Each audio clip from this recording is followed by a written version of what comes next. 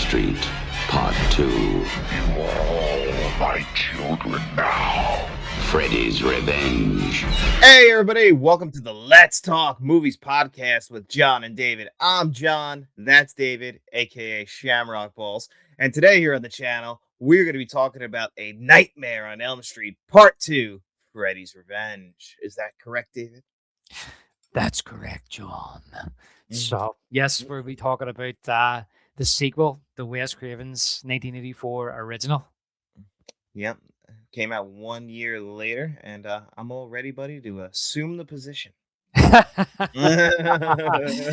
I like how you opened that, John, because I was actually thinking about this today, and you recently ranked Freddy's Dead higher than Part 2. Yes, and I stand by that, actually, because I still like Freddy's Dead a lot more than I like Part 2. Okay, Dirtball, assume the position. That was going to be my opening name, mate, but you got it before me. I got you. It's probably one of the more iconic lines in the movie, unless it's like, you're all my children. Yeah. Well, you know that my favorite line from the whole franchise is help yourself, fucker. So, but I thought that would be too obvious to kind of open the show with. Well, I think they're all. I guess my favorite line from the entire franchise is "Welcome to prime time, bitch." Before you slam a girl and head into the TV screen, I just think that works perfect.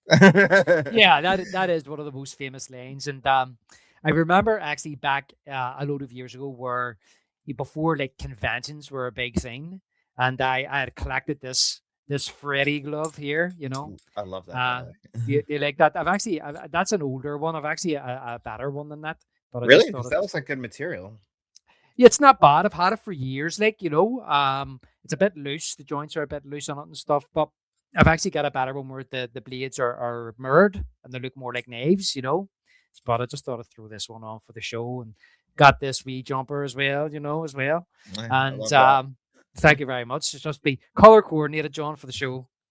I mean, it makes sense. And honestly, you fit the background. All I got is this like red light to like try and add some Freddy ambiance, like the Ye- boiler room. Yeah, well, you've got the green walls. You just need the red as well. And usually I have some kind of Elm Street paraphernalia behind me here, but I thought the jumper and the glove was enough.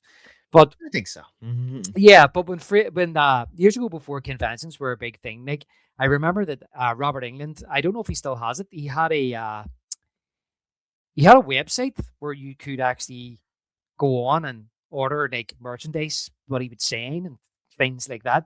And you could send some of your like Freddy kind of memorabilia to him and he would sign it and send it back to you. And it was reasonable prices.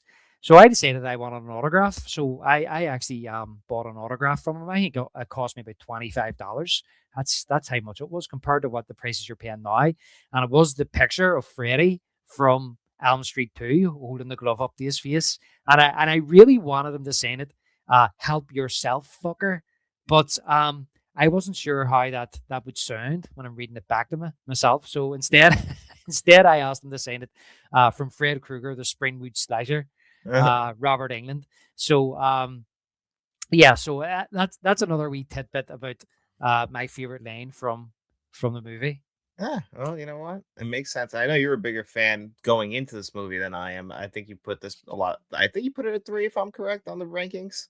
Yeah, I did. And, we recently done a live on JD Live ranking the Elm Street series, if anybody's interested. And so we've discussed Elm Street a few times on the podcast throughout the years. We've done Elm Street 1 a few years ago, part of our spooky season. And I think that I've actually explained that I had the trilogy box set of the Elm Street films 1, 2, and 3. So I used to watch them ones a lot more than the other ones, and I just really enjoyed the second movie. I always have enjoyed the second movie, and thinking back, John, I think that this may be one of the first ones I ever seen because I had explained before as well is that when I was young, I wasn't allowed to watch like movies that were 18s or horror movies really. So I was able to rent them from the local video store, me and my cousin, and go back to his house and watch them. And I'm near certain that this one, maybe Dream Warriors and Part 5 were the first ones that I'd ever seen. That makes sense. I did it a little differently. I actually just went in order because, like, by the time I caught up to these movies, they all had been out up to New Nightmare anyway, and Yeah, so and Freddy versus Jason wasn't out, and obviously the 2010 remake didn't come out yet, which we will never discuss. But up to that point, so we saw Nightmare on Elm Street 1. I remember actually the first time I saw this, I was in Vegas, like at my cousin's house. We had all never seen it, rented it, and then we asked to go back to the video store and we rented the rest of them. I think not in all of them, like once. I think we did like 2 and 3 next. So we watched them all in order, essentially. So up until New Nightmare. And yeah. then I was kind of like able to figure out right from there. And always what stood out to me was one and Dream Warriors. Yeah. Well, you see that I think that's the difference in the age difference in us there, because I'm near certain, like, I'd seen a few of these movies before Freddy's Dead was even released. So Oh when you wow. went, yeah, so this was before, like, as I said, this is like maybe early 90s, really early 90s, before I think when the Freddy's Dead came out, 91. 91, if I'm correct.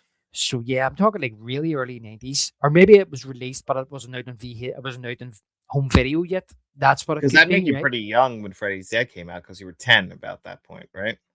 Yeah, and I had explained on the live about how I remember when that one was like came out on video, and like the posters in the video store, and like really wanting to see it because it was the new one. And because it was Freddy's Dead, it was the last one. So you have to see it. They're gonna kill Freddy off. But so when you went to I mean, there was no streaming, you know, there was no movie channels. The only way you could watch an Elm Street movie is if it was on television, and it was always on so late at night that I couldn't watch it, and I couldn't ask my parents to record it. They wouldn't let me.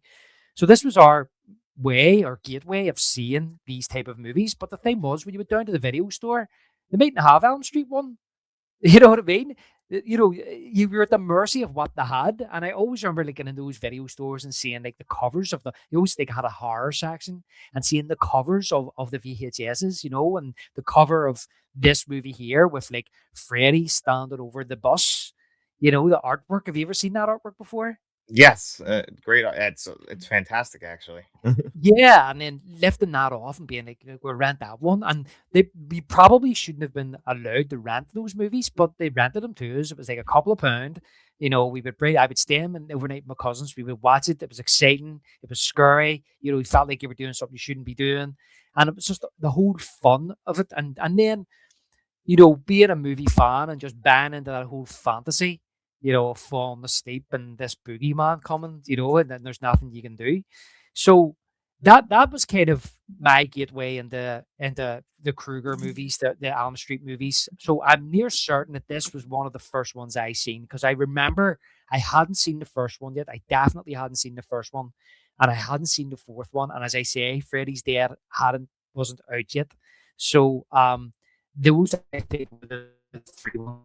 So those are the ones that started it all for you. Yeah. Yeah. Well, yeah. So we just came to them a little bit different. And I think that today on our discussion might be a little bit like, a little different for us because I think we feel a little bit different about this movie, but I think it's going to be fun. Yeah, it'll be fun. I think it's a fun movie to go through. And look, we've done the first movie. The natural trajectory is to do the second, and Got to eventually, do it. hopefully, we go on to the third. And as you say, when we done our ranking, the third movie for me is, the better movie. It's the best sequel. It's more like it's the truer sequel in my opinion. But I feel as if this movie here kind of bridges that gap between one and two. It's almost like a prologue in the three. The way I think about it, John, is that when you watch the end of the first movie, Nancy kind of cracks the code on Freddy, that if you take his power away, he's ineffective. And I feel as if this second movie in my head is all about Freddy getting his power back. Yeah. And And especially the way it ends is kind of similar to how the first one ends, but you got to kind of like manipulate him a certain way. yeah, and so when we go into the third movie, he's kind of back, and that's the way I kind of justify it in my mind. Because listen, if I'm gonna watch a Freddy marathon, I can watch one, two, three. I don't have to skip two because I'm like, oh, I don't really like that one. I do enjoy it, and in my head, it still makes sense, even though you could watch one and three back to back and it'd be perfect.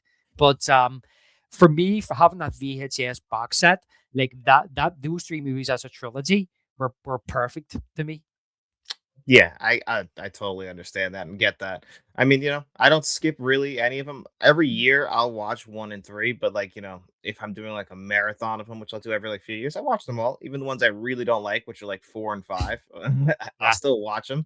There's still moments in them that I, like, get some sort of enjoyment out of. It's fun to see Freddy, and it's like getting in a time capsule anyway. Like, these are very much ni even though, the last 2 in the original franchise came out in the '90s, it's very much an '80s horror franchise. Oh yeah, definitely, without a doubt. It, especially even like Freddy's Dead still feels like it's one foot in the 80s. So it does. I think they've been developing it since well, when the five from 89. So yeah, it still kind of has its foot in the 80s. Yeah, especially with the 3D thing there, it's still like hanging on. I always felt like decades like leave a little bit of there. It's like a hangover until you get into it, like before the '80s blow up into the '80s, like the early '80s, like '81, '82. It's still kind of like the '70s with the flat colors and everything. Yeah, that's right. Yeah, So I always felt like that. yeah. Then it's the same thing when you get to the '90s and like, even into the 2000s, like 1999, still hanging around a little bit in 2000. Yeah, because I'm not sure when they filmed Freddy's Dead, whether it was 90 or 91, but even just the way they're dressed and the music, it is kind of very early 90s, but it still kind of feels like the 80s. Say it's got one foot in each decade because it is that early on. And say it's the same as you say about the 70s and get into the 80s as well. It's that kind of transition from one decade to another. Because like even like, I remember like when they started talking about they're going to make another Freddy movie, and I'm so excited it was, before New Nightmare. They were talking about New Nightmare, and it was going to be made by Wes Craven again. He was coming back and all this, and it was so exciting. So I remember that because Freddy's Dead, it was like, oh, that's it over. They're not making any more. One thing we've learned about horror franchises, all of them, is none of these guys are ever dead. They're making another Texas Chainsaw Massacre movie right now, so they never stop. No, and listen, that's kind of became a joke. You can't kill Freddy Krueger. He just keeps coming back. Yeah, they always keep coming back. It doesn't matter. I mean, they were serious about like killing off Jason with what was the last one that was supposed to be before they did a new beginning. It was supposed to be like that was it. It was supposed to be over for them, and then they still brought him back. And he'll never be although he's kind of Well, dead. well, that's how I feel about like the Elm Street trilogy, as I call it, because like how they dispose of Freddy in the third movie, like makes sense, and that's it. He's supposed to be gone, but they always leave the door open. And when a movie makes so much money, the studio feels like it has to continue, and it's the same with Rocky as well. You watch the first three Rockies, it's like it could have ended at the end of Rocky 3. They didn't have to bring him back for Rocky 4. It ends perfectly. It's a perfect trilogy. And then, of course, because it made so much money, they make Rocky 4. So that's just what the studio does, and it's the same with this one here. And we'll get into the pre-production. Elm Street 1 was such a smash hit, they had to make a sequel. But what direction do you bring Freddy then? Because I know that Wes Craven says that he made the first movie to be a self-contained story. It wasn't designed for sequels. Yeah, and he was off. I mean, I guess we'll go into the pre-production, but like he was Yeah, offered the job. Like it's not he got the first like he was offered the job first, and there was just things in the script that he couldn't move past. yeah, and I think that's a good time to basically get into the pre-production then, John, because as I say, the thing was is that as far as I remember, Wes Craven actually argued with Robert Shea, who run New Line Cinema, about the ending of Nightmare on Elm Street. He didn't want Freddy coming back at the end of Nightmare on Elm Street, because as I say, he wanted it to be a contained story. He knew what he was at. He was angling for sequels, and he didn't want nothing to do with that. He just wanted to make one story, and that's it. And not only that, I think if you take Elm Street One as a self-contained story, as one story, Nancy dies at the end. It's quite clear she dies. She doesn't wake up ever again because that's all a dream at the end. Yeah, it's all in her head. I mean, and we know that like her mom's gone. Like, and they even Yeah, tell you in this movie that she's gone. But like, it just always felt like she was dead. Like everything's just too perfect. Like, oh yeah, I'm not drinking anymore. Oh yeah, that's always what an yeah. alcoholic does. I don't like it anymore. Yeah, that's believable. Well, I mean, in our episode to do our first episode with Elm Street, I explain why I think the ending is a dream. There's so many indicators that it's a dream. As you say, her mum being nice and deciding not to drink anymore. Her walking through the bedroom door in the next minute's morning time without any explanation, right? She looks at her arm, her wound is gone. So, the way she's dressed, like a young girl, it's just weird.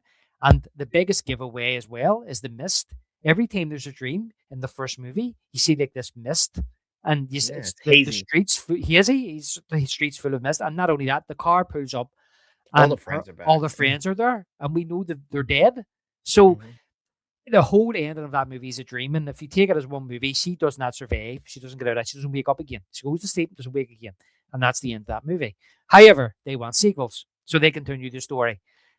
So we'll go into production, John, and the budget for this movie was $3 million. It's a good amount of money for the time, especially for a horror film.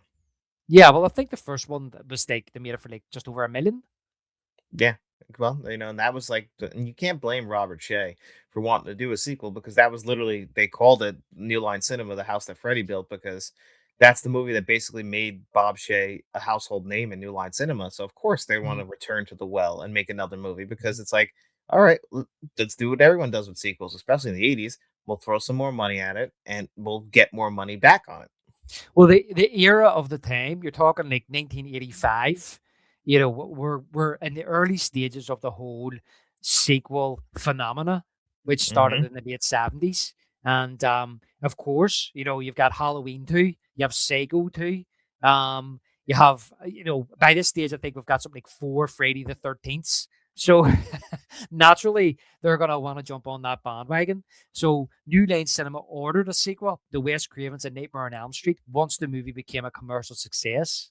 Pre-production began in April of 1985 with an original script written by David Chaskin. So as you pointed out there, Wes Craven declined the offer to come back and direct the sequel. After reading the script, he was disappointed and didn't like the idea of Freddy possessing the male lead, Jesse Walsh, and coming into the real world. Yeah, and he also didn't like the fact that, like, towards the end of the pool party, that there were people who were going to be bigger in stature than Robert Englund's Freddy Krueger, which would kind of like kill the lore of him, or he wouldn't be scary anymore, essentially. Which I kind of get, but honestly, I still love that pool. It's my favorite part of the movie. So, Yeah. once you actually see it on the screen, I guess like it doesn't, his argument doesn't hold up. Well, I think the thing about that is he had mentioned that half the teenagers were bigger than Robert England because Robert England is small in stature. Um, but I think the thing is that it's just the presence of Freddy Krueger, Like which him terrifies mingling with me. the real world. Well, how he looks for a start, how menacing he is. It doesn't matter what size you are. Joe Pesci isn't exactly 6'8", Yeah, that's true, and he's scary as hell. and he's scary as hell in Goodfellas and Casino. Mhm. Um, But Wes also suggested to screenwriter Chaskin to focus more on the female character of Lisa Weber, to make her the hero, which he adjusted in the final draft so that the main lead Jesse and Lisa have near equal focus. Well, yeah, I would say definitely there's definitely a change by like the later part of the movie where it becomes very much a focus on her, where at the Mhm. beginning it seems like it's all going to be on Jesse. That's right, and as we know, up to that stage in the slasher genre, it was always focused on a female lead, and Mhm. she usually becomes the hero at the end. But I like that they changed that up in this originally. I mean, do something a wee bit different. Yeah, you don't want to retread the same ground. You got to give him some credit for trying something original with the sequel. Yeah. So Jack Shoulder, who had directed Alone in the Dark for New Line Cinema, was then offered to direct, initially feeling he should turn it down as he had, quote, no interest in making horror films. He reconsidered as he thought making a sequel to A Nightmare on Elm Street would be good for his career. Spoiler alert: it wasn't. Yeah, I know. Have you ever seen that, that Oscar-winning classic by Jack Shoulder?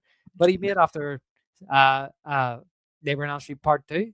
Unfortunately, no, because it doesn't exist. It's all a dream. Yeah. Maybe that's what he's living out. Maybe he's living out. Oh, actually, he's passed away, but maybe he was living out his nightmare. Like like I thought this was going to be good for me, but Yeah. unfortunately, the movie was not as received as well as he was probably hoping. Has he passed away? I'm pretty sure I read that he's dead, unless I I'm don't think wrong. he. I don't think he is. Sure, he was remastering. Maybe I killed him. No, he's not Yeah, dead. he's not. No, he remastered Part 2 for the 4K release last year. No, he's 80 years old from Philadelphia, Pennsylvania. Who would have There you thought? go. I'm sorry, There Jack. I you thought go. you were dead. See, you just streamed that, John. But Yeah. I was why I didn't want to jump the gun because I know he was remastering it. I thought, Jesus, he died in between.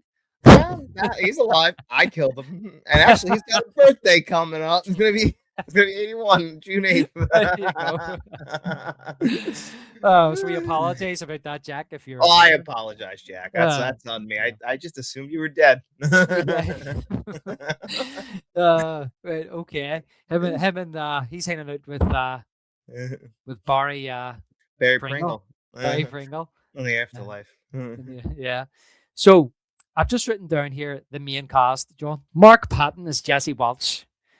Patton had received positive attention for his performance in the 1982 Robert Altman film, Come Back to the Five and Dime, Jimmy Dean. He Great beat movie, by Brad. the way. That's right. You had said to me about that movie. Apparently, it's very good. I haven't seen it. Yeah. Um, It's a play, essentially. Robert Altman was doing this in the 80s. Like, he did this and Secret Honor with Philip Baker Hall. And just like very smaller, like, you know how he works with like large cast, Robert Altman. So he did like smaller things in the 80s, like kind of just, he was kind of at a low point in his career, but I actually like the movies he was doing around that time. I love Robert Altman's films. And yeah, I think Come Back to the Five and Dime, Jimmy Dean is great. And he's great in it too. yeah. So we're here. As I say, I looked it up and it says that he got really positive critical acclaim for the movie. And for this movie, he beat Brad Pitt to the role. Which is crazy, but Brad Pitt was nothing at this point. Like, it took Brad Pitt a while. It wasn't, so this is what, 85. So it was literally like 10 years until he really they tried him in other things. Like, he was in, what was that, Mm-hmm. Cool World, which is basically just a shittier Timu knockoff version of Who Framed Roger Rabbit. And then, he pops up in little things, but it wasn't until 95 with two films he had. He had 12 Monkeys and he had Seven in the same year. So like Mm-hmm. those were like his like breakthrough performances. So the actors, it takes a while. Well, he was in Interview with the Vampire in '94, wasn't he? Was that 94? See, I thought that was 96. So I think it was in '84. no, you're probably right. I was just Mhm. I just thought that he really took off in 90. I'm sure you're right, actually. And wasn't he in? He was in True Romance as well. He had a very He had a small small part in it. role in 92. Yeah, Like I said, he was like kind of popping up yeah, before we got like the A-lister yeah, that we would add. But yes, you're right, 94. yeah. Because I remember your man Jordan done that. What do you call him? It's his first name. He directed the Crying Game as well, and so he Oh, directed interview with Neil Jordan. Neil Jordan. He directed that, and then they well, it was such a big hit. They said, well, what do you want to make next? You can make anything you want. And he said, want to make Michael Collins. And I knew Collins came out in '96. Okay, So so it's there one was of no those. way he did two movies. He's no Spielberg. No, he's close, but he's no Spielberg. But the producer said Brad Pitt was too nice. Too nice. I could see What that. that He's means. very laid. He's a laid back kind of guy. Yeah. Could you imagine Brad Pitt in this movie though? I can't, especially for what the performance is asked. Although I don't really think that the performance in this movie is that great, but we'll get into Yeah, that. we'll get it a bit. But well, so Kim Myers is Lisa Weber. In her first on-screen appearance, Myers was cast as she resembled a young Meryl Streep, according to director Shoulder. See, I always thought she looked like Tiffany, even though this is before Tiffany. You know Tiffany, who I think we're alone now. Oh yeah, yeah. I No, think she looks like Tiffany. her. Uh-huh. My dad always said that Tiffany looked like my mum when my mum Really? was young. Yeah. Oh, well, that's funny. Mhm. Yeah. Maybe your mom. I mean, guess she would have been too old around Tiffany, but maybe I was gonna say maybe she was out sneaking out and doing singing in the malls. Yeah. Maybe so. Um, she always used to tell me that when I was a kid, that Elvis asked to marry her, and Really? and she turned him down to marry my dad. And Oh, when I was a kid, I was totally baffled as to why would you marry my dad instead of Elvis. David, you wouldn't have Uh, existed. I know. I know. I was only a small child. She used to tell me it all the time, and I used to believe her. And I'd be like, Yeah, why did you not marry Elvis for? yeah. You could have been living in Graceland. I know. I thought Elvis could have been my dad. Instead, I've got my dad. Right. Um, but yeah. So Robert Englund returns as Freddy Krueger. Originally, the studio thought they could cast a stuntman in the role, wearing a rubber mask. However, after viewing dailies of the wooden stuntman performance, they realized they needed England's acting prowess to bring the character of Freddy Krueger alive. Which is something we've talked about how, like, that's what separates Freddy from the Michael Myers and the Jason Voorhees of the world is the fact that it's not a stuntman because those guys are all stuntmen. You actually have a real trained actor in Robert Englund, but he's performing. And they tried, which is crazy. Like they just didn't want to pay him, which is nuts. Like because he did Yeah, such a great job in the first one, wouldn't you want? Like he's still delivering lines. So what were they going to do? Like, I mean, I given it does seem like he does have less lines in this movie than even in the yeah, first one, and then obviously they would turn that up to 10 once we get to 3 and so on and so forth, where he becomes he's the front man of the franchise. Like it's really his that's movies. right. You're going there just to see what he's doing. But at this point, like in this one, I could see where they would get the idea, but I'm just like, that's laziness. And they tried. Like, isn't the stuntman in one scene in this movie? He is in one scene, and we'll point it out as we go along. But Hmm. yeah, that's exactly what it was, John. They wanted to save money, so they thought we'll just get a stuntman like they got for Jason Voorhees or Michael Myers, and you see the stuntman clearly in the movie. And I remember even what see before I knew that story, I remember watching that scene and being so confused as to why it didn't look like Freddy. Yeah. Inverted commas, Freddy. I was like, that's really odd. And the only thing I could think of was, oh, it's because it's Jesse. But now it makes sense. And they keep the shot in the film. And it actually makes the scene a wee bit creepier, to be honest with you, because you're expecting Freddy. But, well, in retrospect. But, yeah, he wanted to save money. And as you say about Robert England is the guy who created Freddy Krueger, the live action version of him. Obviously, Wes Craven had an idea of the look of Freddy, and but the mannerisms and how he talks and how he delivers his lines, and that's all Robert England, and that's because he's a theatrically trained stage actor, and he was able to bring that to this character. And there's nobody who could do that like him. So that probably explains why the budget went up to 3 million. Yeah, it's like, oh, well, we're gonna have to, especially after you make the mistake. His agent was probably like, "Oh, do you come crawling back? Well, it's gonna cost you a little more then." Oh yeah, exactly. Once you've committed to say I'm not doing it, and they come crawling back, you're like, well, my fees went up now.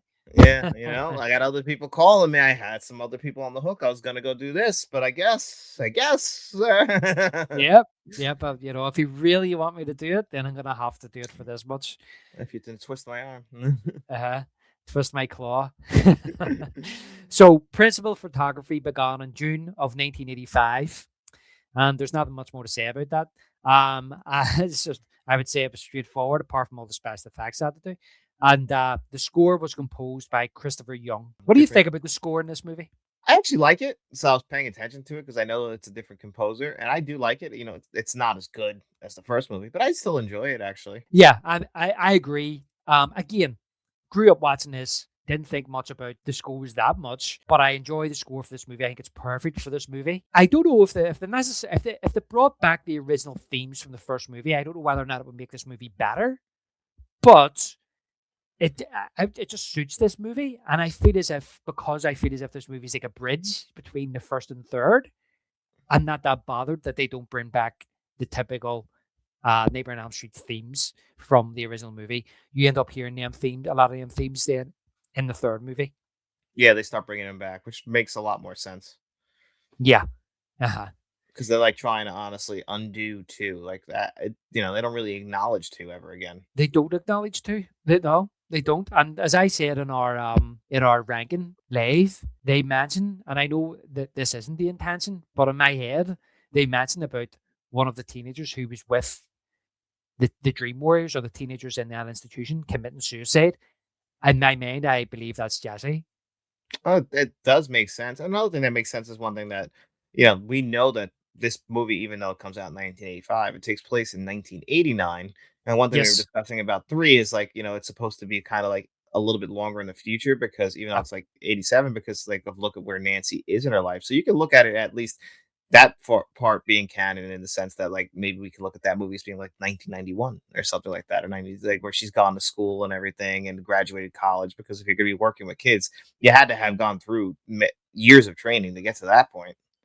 Yeah, and I think yeah, I'd mentioned that in the ranking video as well, and I totally forgot that it's mentioned in this movie that this is 5 years later, and so that makes sense. I think when they made the third movie, they weren't disregarding the second movie. To be perfectly honest, I don't think they were retconning it. I think they were just like they just don't mention it. You know what I mean? It's just well, this is just a new story. But bring Heather Lennon back, and here's what the story is.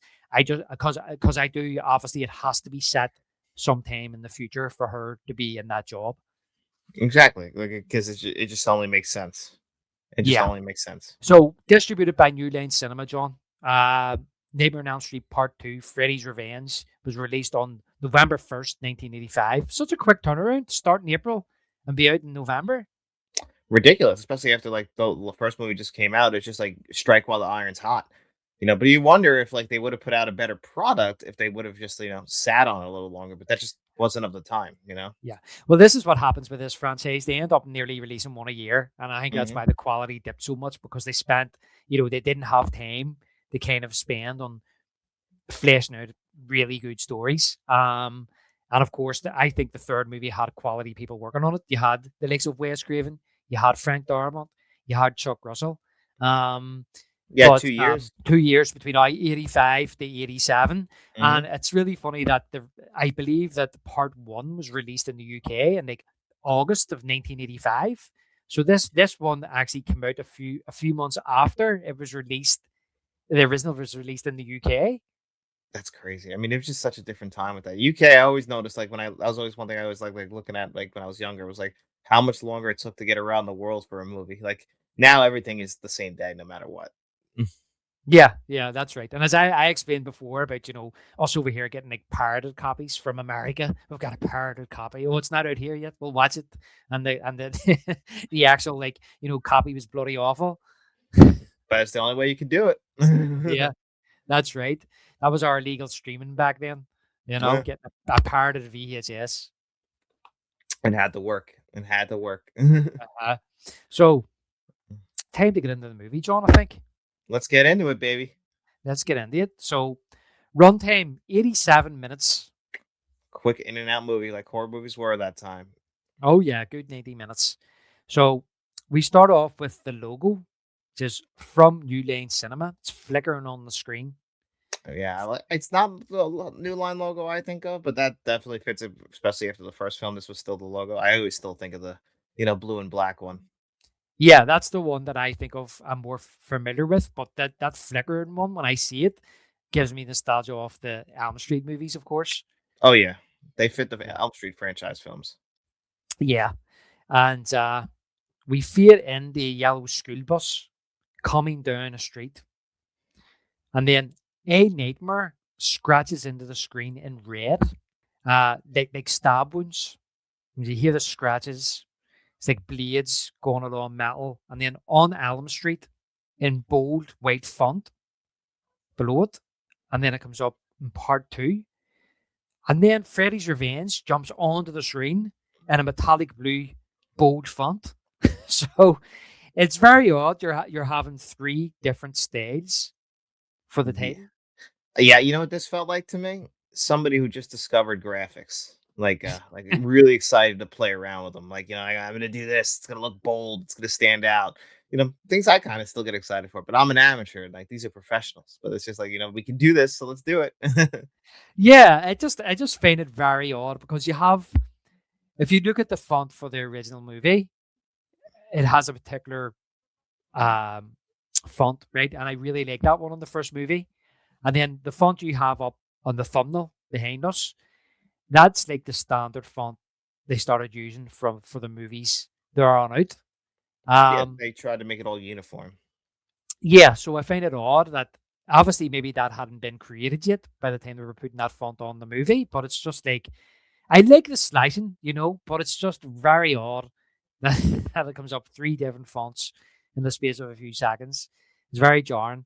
Um, so but it's just a minor gripe of mine. Slight in, yeah, it's just something to bring up, because it's like it does stand out. It's like weird that they would do that. Yeah. So here's when the score starts kicking in. I always find this score to start a movie very unsettling, John. I actually Um, love this opening sequence, and the score fits it. yeah, it does fit it, but just it's very unsettling when you first hear it come on and when you see that bus coming down the street. Um, so as the titles roll, the bus pulls up to a stop and lets pupils off, and then up pops the titles and Robert England as Freddy Krueger. And as the last pupils are getting off and that title fades, Robert England is driving the bus. Did you notice him? Yeah, I did, Yeah. Uh huh. which is pretty cool. They were able to sneak that in. Yeah. Just a wee cameo of Freddy himself before the makeup. It's like as things So are changing around him, so does he. He changes into Freddy. Like he's in the real world, but now he's going to change into Freddy. yeah, yeah. So the bus travels along, letting off more pupils until we are left with a dorky looking boy, which is Mark Patton as Jesse Welch, and two girls. They're looking at him and laughing. So this is a very odd appearance from Jesse in this. So this is a dream. We don't know Mhm. it's a dream yet. We don't know it's a dream yet, but he looks very odd. Is this like a nightmare for him to come across as really dorky? Well, I think he's also new, so like we know he's new in school, so that's probably haunting his dreams too. And like like what are people going to think of me at my new school? Mm-hmm. Kind of way. And like he's also very much an outcast in general, although he does start to get friends as we see throughout the movie. Mm-hmm. But like it's tough treading at the very beginning. The driver misses one of the girls' stops Driver, that was my stop! and takes off into the desert, and the music becomes more erratic. As they start So to panic, the score's panicking. it's amazing, yeah. So the bus is bouncing up and down.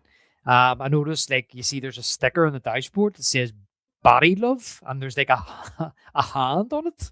It's very odd. I don't know what that means. Um, and this is where we see Freddy's gloved hand on the gear stick. Yep. Let us know who's really driving this bus. Uh huh. And it races through the desert. There's lightning. The girls are terrified. Jesse doesn't know what to do. And Freddy's basically joyriding his bus through the desert like a maniac. Oh yeah, he's just trying to scare the hell out of them. Oh yeah, yeah. It's frantic. It's brilliant. So the bus comes to a screeching stop, and the desert starts to give way beneath them, until eventually the bus is balancing on two towering rocks. Mm-hmm. So it's like the pits of hell Pretty much opening it up. below them. So this is where we get to see Freddy in full for the first time in this movie. He's laughing, he's standing up, scraping his glove up the bus seats. And there's nowhere for them to go, nowhere to run.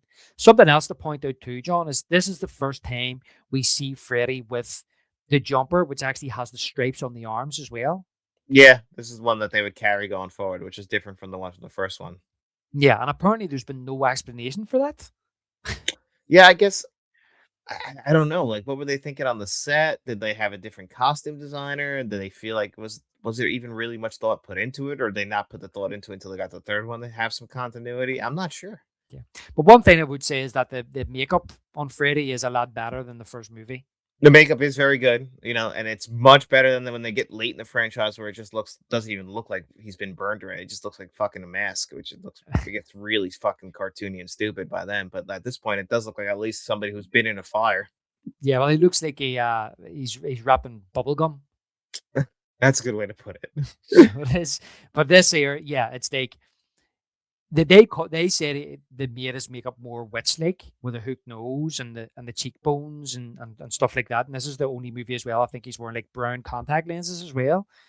Or is it brown? I think it is brown hazel contact lenses. I wonder if as they went on, they made it easier for him.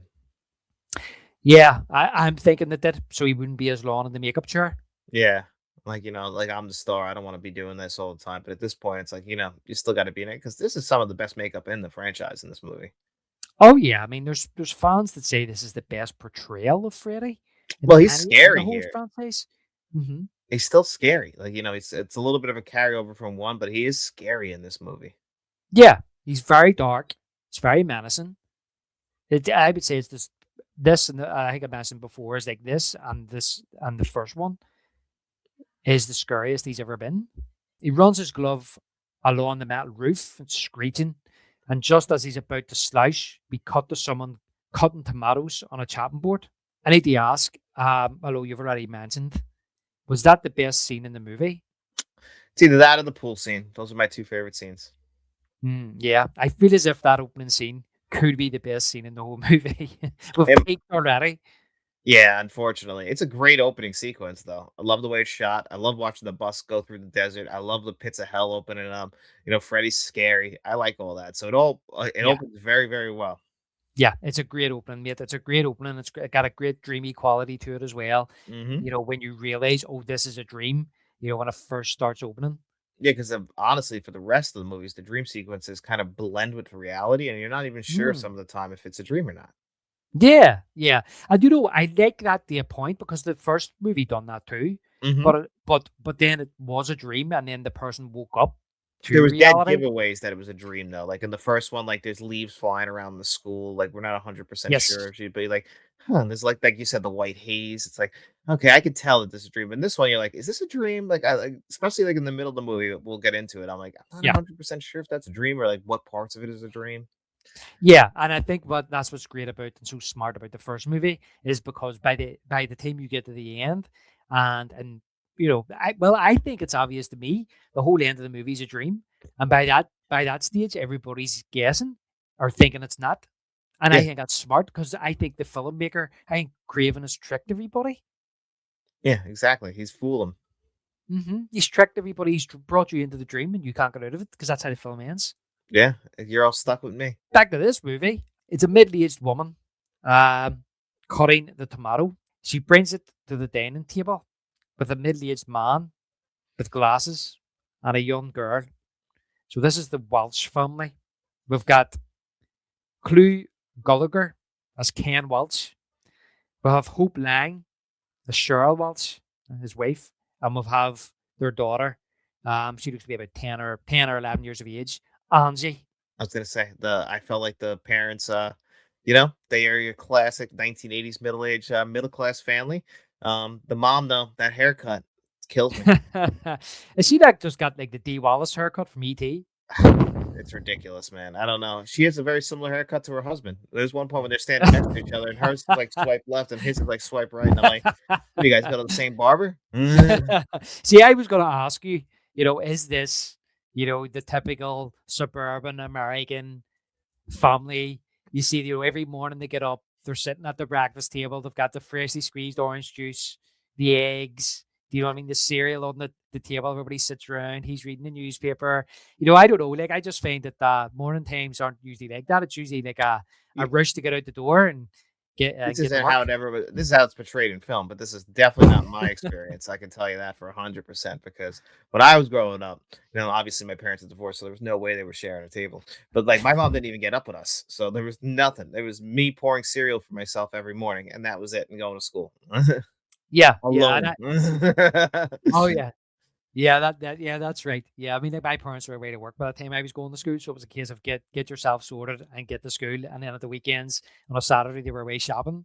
So by the time I got up, it was like we would sit around and have lunch together. We would always have like a fry up, like around lunchtime, um, which I enjoyed. Got me hooked on tea from an early age. But but yeah, I mean, it's so kind of as you say. Um, what's the word? Would it be Hollywoodized? Yeah, this is always something that you see in movies. And then also, I mean, it's even brought up in this movie, but like how they have this big breakfast and it's like, oh, I'm in a rush and they eat like one piece of toast while they're running out the door. Meanwhile, they got this giant spread of food. My dad I would have know. fucking killed me if there was that much food there and you didn't eat it. Yeah, He would have lost it because you know how much, especially now, you know how much money food costs?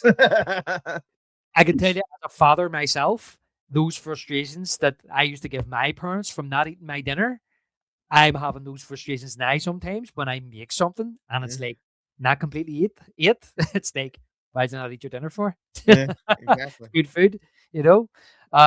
So yeah, I get that, mate. So name Cheryl Walsh is stopped in her tracks by a huge scream, which distracts Ken from reading his morning newspaper.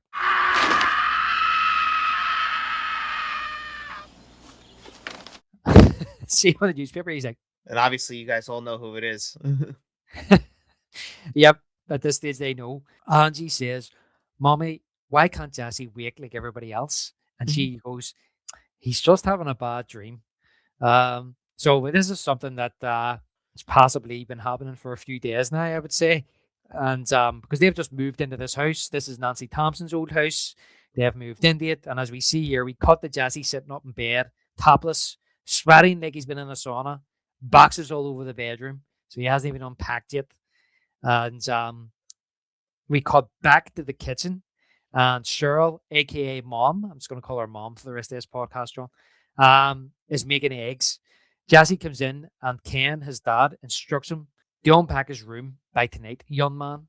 His sister, Angie, is trying to get the Fu Man fingers from the cereal box, and Jesse's mom asks him if he's okay. Jesse says, "It's just so damn hot up there. I'm having a lot of trouble sleeping." And mom suggests to dad to get someone out to fix the air conditioning. And his dad says, There's nothing, absolutely nothing wrong with that air conditioning, Mom. Just needs a shot of Freon. even he's calling them mom. I know. I've never seen that before either. Like where the dad calls the one mom. Like that's crazy. No, I know. His dad is out of his mind in this film. Yeah, the dad is crazy in this film. He made Isn't some he? choices, that's for sure. Yeah. I remember watching something once and they were talking about Elm Street 2. He says, wouldn't it be great to see like Jesse's dad and Nancy's mom get together? Yeah, they do kind of just feel like they're living in their own worlds. It's locked. Mhm. So Angie puts on the Freeman fingers, which spooks Jesse. Yeah, Mhm. it looks like Freddy's fingers, obviously. She's sitting with the fingers on, and the doorbell goes, breaking his gaze. And Jesse says, "It's Lisa. I've got to get to school." And Dad says, What? Who's Lisa? Who is Lisa?" And Mom says, "Just eat your eggs, dear." Mhm. Like, don't worry about it. Like, just like any housewife, like, yeah, don't worry about it. All right, you don't care anyway. Yeah, just eat your eggs. Yep. So Jesse opens the door, and it's Lisa, looking like a young Meryl Streep. Mm, Mm-hmm. Tiffany. Tiffany, or a young Tiffany.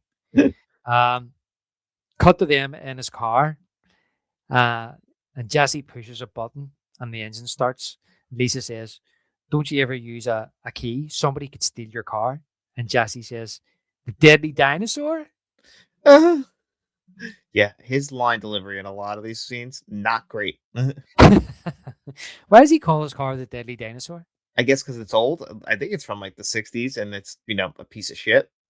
Yeah, well, that makes sense. A relic.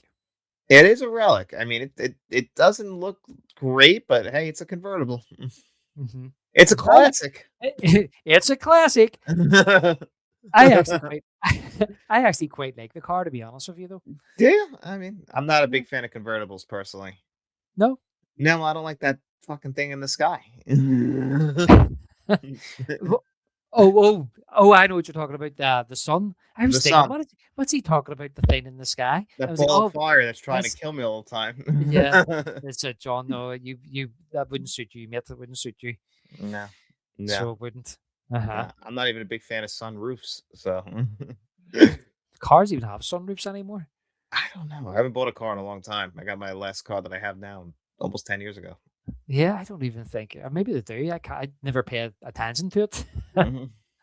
So they have a wee giggle, and he takes off, and black smoke is polluting, comes out of the back of the car, just polluting the whole street from the exhaust. Yeah, it'd make Uncle Buck blush. Yeah, he'd love that car.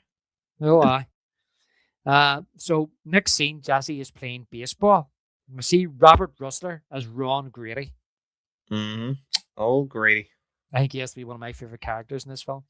I think he gives probably the best of the acting performances, which isn't a high bar to hit, but I think he does. Yeah, I think he's good in it. I think he plays this kind of like not geeky because he's a jock, but he's this kind of like what would you say, goofy kind of like mate friend. Yeah, he's You know? he's a pretty good friend. He's like, Yeah. obviously Jesse's all wound up, and I don't think Grady's just like that. He's just kind of loose. Yeah, yeah. So and he just thinks his mind. He doesn't mean anything bad. No, exactly. Like even like when they fight, he's just kind of like, yeah, man, just kind of passing time. Like it's not really a big Yeah. deal to him. Yeah. Yeah. He's just trying to get to know him. He's just making conversation. It's like, Mm. he's just talking. He means, I think I always feel like he means well. He's not being malicious. No, no, Yeah. not like Jesse, who just feels like he's just always like something bothering him at all times. Yeah. He's always got a stick up his ass. Exactly. He says it's the coach, but it's him. Yeah. So this appears to be like a sports class, John. Yeah, it's gym class. Gym class. I wasn't sure what you guys called it in the States. Yeah, gym class, but I never had a gym class like this. It was always a Right. lot. We're all doing the same thing. Like this, they're out in the field and like guys are playing baseball. The girls are standing over there. There's some other people doing shit over there, and the coach seems to care about this baseball game. It was just for me. It was always like whatever the hell. We're all doing the same thing. Yeah, you're right. The girls are starting there with bow and arrows, I think. Yeah. So like, what the hell is this? Like that would be a day for everybody. Yeah. Well, that's why I was thinking we have like well, when I was at school a long time ago, John, we had like sports days and it was usually at the end of the year, so people would compete in sports days and it would take place outside, and But as you say, now you said it's gym class, we would have what they call PE class. Well, that's what it's Um, also called, phys ed. Yeah.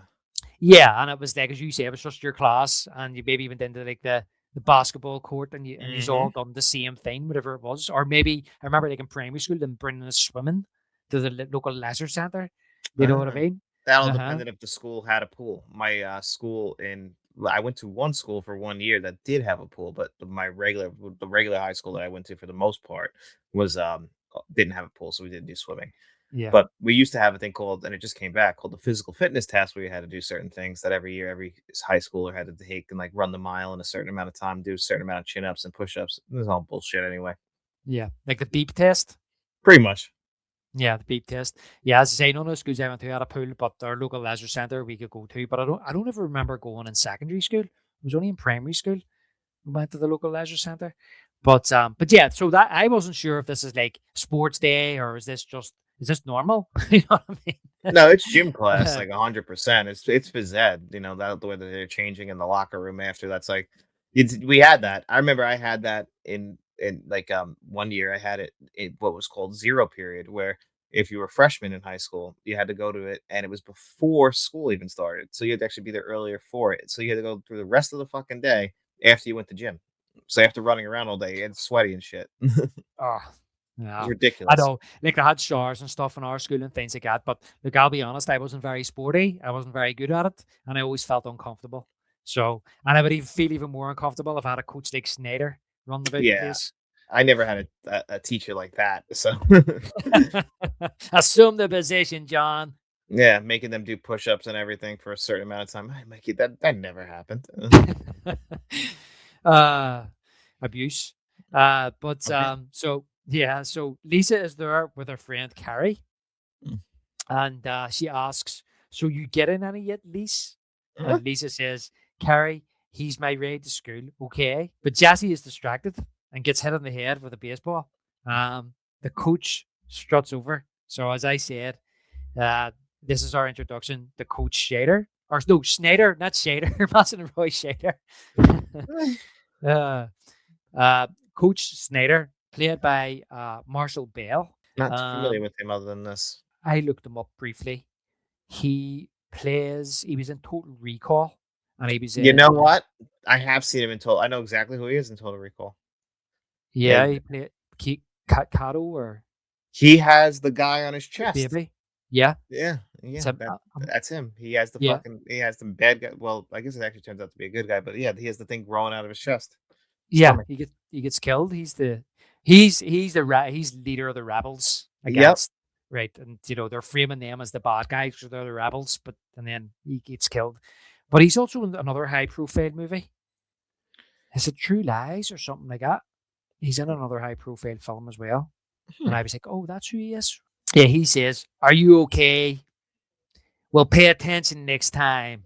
Uh, So he tells them off, and great. So as this baseball game goes on, Grady starts fighting with Jesse, and he pulls his track bottoms down when they're fighting. I love how Carrie's like, "Ooh, nice ass," I know.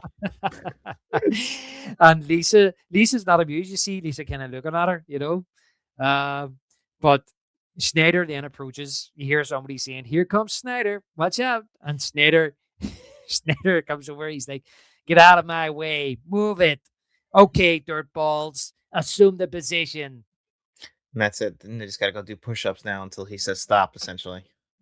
Yep, because we cut to Jesse and Grady doing the push-ups on the pitch. Snyder's watching them from his office, and then it cuts to Jesse, and he says, "How much longer do you think you'll keep us out here?" And Grady says, "It could be all night." He gets his rocks off like this, hangs around queer S&M joints downtown. He likes pretty boys like you. Jesse says, get out of here." And then that's when he asks, "So what about you and that rich babe you've been cruising to school with every day? Are you mooning her nightly or what?" So we got Carrie asking Lisa, and then he's asking Jesse, and Jesse, this is where Jesse says, Look, Grady, you got some problem with me. No, bro. Just killing time. so I like this scene. I get that they're not really friends at this stage, and this is the beginning of their friendship. So he's not being mean.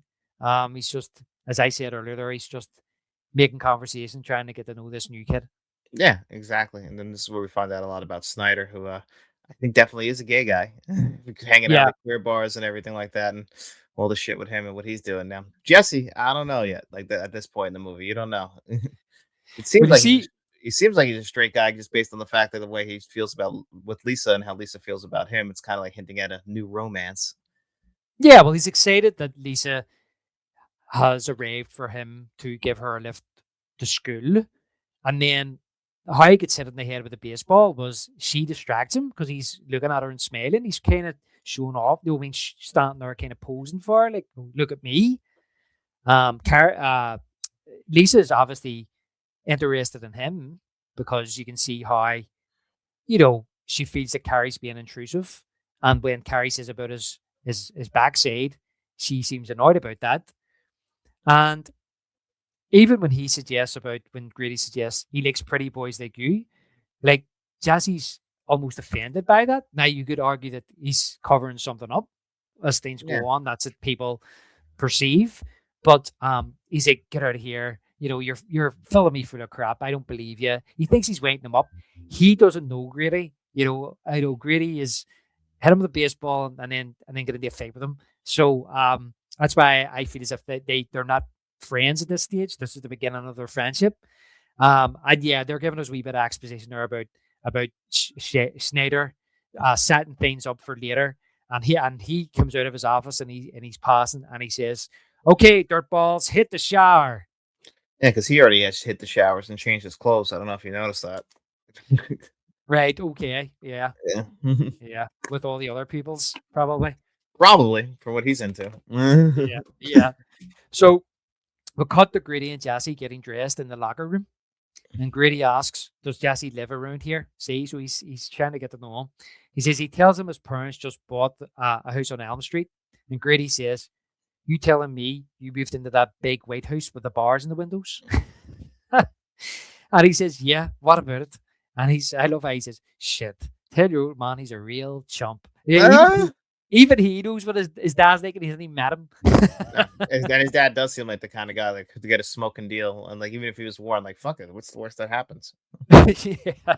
And he's always denying there's absolutely nothing wrong with this house. I know. Uh, Even though all the signs point to, yeah, there's probably something wrong. yeah, there's something really up with this house.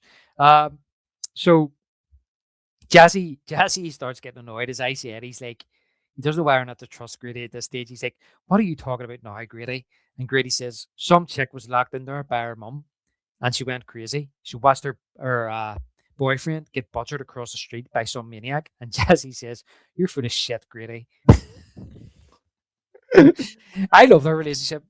It is pretty good. I mean, I do think that there's a little more to that relationship we'll get into later in the movie, but the way that Jesse is delivering all his lines, he's like he just seems so angry all the time. S- Sexual frustration, John.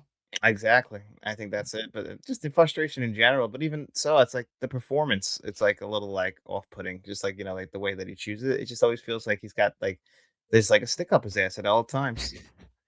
Well, do you know what I'm putting it down to? Lack of sleep. Well, that's another thing, and I think that adds to once we get into the dream sequences why it's very much like that kind of in and out feeling. Yeah, I think he's a person that's not sleeping. I know me personally. There's two things that make me very not angry, but Irritable. irritable.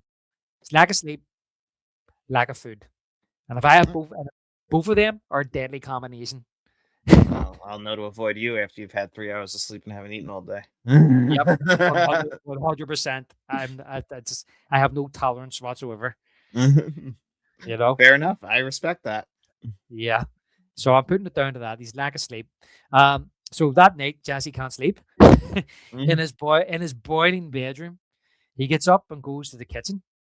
So why is he fully dressed for? I don't know. Maybe that's part of like why would he be fully dressed? We see him in his underwear all the other times. Yeah, like if you couldn't sleep and you thought, I'll get up and get a drink, I'm a wee bit thirsty, his room's roasting. Would you get changed or would you just nip down to the kitchen in I your would just go down to the. underwear or your pajamas or whatever it is you're wearing? No, I would just. I wouldn't care. But maybe that's something with his family. They do seem like these uptight, like middle class kind of people. Maybe they wouldn't have liked that kind of thing. The only thing that I've noted here is he dreaming? Could be dreaming. That's another thing because we've seen it before where they're fully clothed in their dreams. And he breaks a glass of orange juice and sees someone in the bushes outside moving off, um, as if they were watching him. Mm-hmm. So you see like just a figure just moving along from the bushes when he looks out the window, which is kind of creepy. If you get up in the middle of the night to get a glass of water and then you see somebody looking through the window in the bushes, That freaked me out a little bit. yeah, crap myself. Yeah, probably. Yeah. So Jesse goes outside. So I think this scene's really creepy, John, and it's reminiscent of the Tina dreaming in the original when she goes Yes. outside. Similar part in the movie too. Yeah, and I almost feel as if this is done on purpose to subvert expectations. Through the basement window, he sees a man in a hat at the lit furnace. He's lifting something out. So Jesse heads back inside. He makes his way to the basement door, opens it to see the shadow of someone. He closes the door and calls for his dad. Then someone pulls on the door. There's tug of war with the door, and Jesse goes to run, and he runs right into Freddy. Freddy says, Daddy can't help you now. and Freddy grabs Jesse. Shh, I need you, Jesse. We got special work to do. Have you and me? That's very odd the way he says that. You have a special work to do. Have you and me? You've got the body. I've got the brain. Freddy rips his head open, revealing his brain, kind of like pumping face. or something. Yeah. Straight, his head, top of his head is like brains pumping, and Jesse screams, and Freddy laughs. That's Ah, pretty, ah, ah, ah. that is a pretty creepy sequence. Yeah, I love that whole scene there. I think it's well done. I I agree. mean, That's in, actually a re- good dream sequence. in regards to a dream, because Jesse wakes screaming, so it is a dream sequence, Yeah. right? Wakes up screaming. And his mom and dad come into the room. And his mom wants to call a doctor, but Jesse tells him it's just a bad dream. Mm-hmm. Well, the dad's preventing this for the entire time. The mom's and they should have let her, but the dad's very much like, no. Well, Jesse's the one that stops him at this stage. Well, yeah, but the kid's always gonna say no. Mm-hmm. You know, Yeah, that's the thing. Like the parents are supposed to be the ones to make these decisions for him at that point. yeah, but that's a good point. That is a good Mhm. point. So the next scene, we're in biology class, and the teacher is discussing digestion. And we see Jesse is struggling to stay awake. Grady notices this. Then we see a snake slowly crawling around Jesse's neck. So again, I think this scene is reminiscent of the Nancy school dream sequence Very much. in the I thought. first one.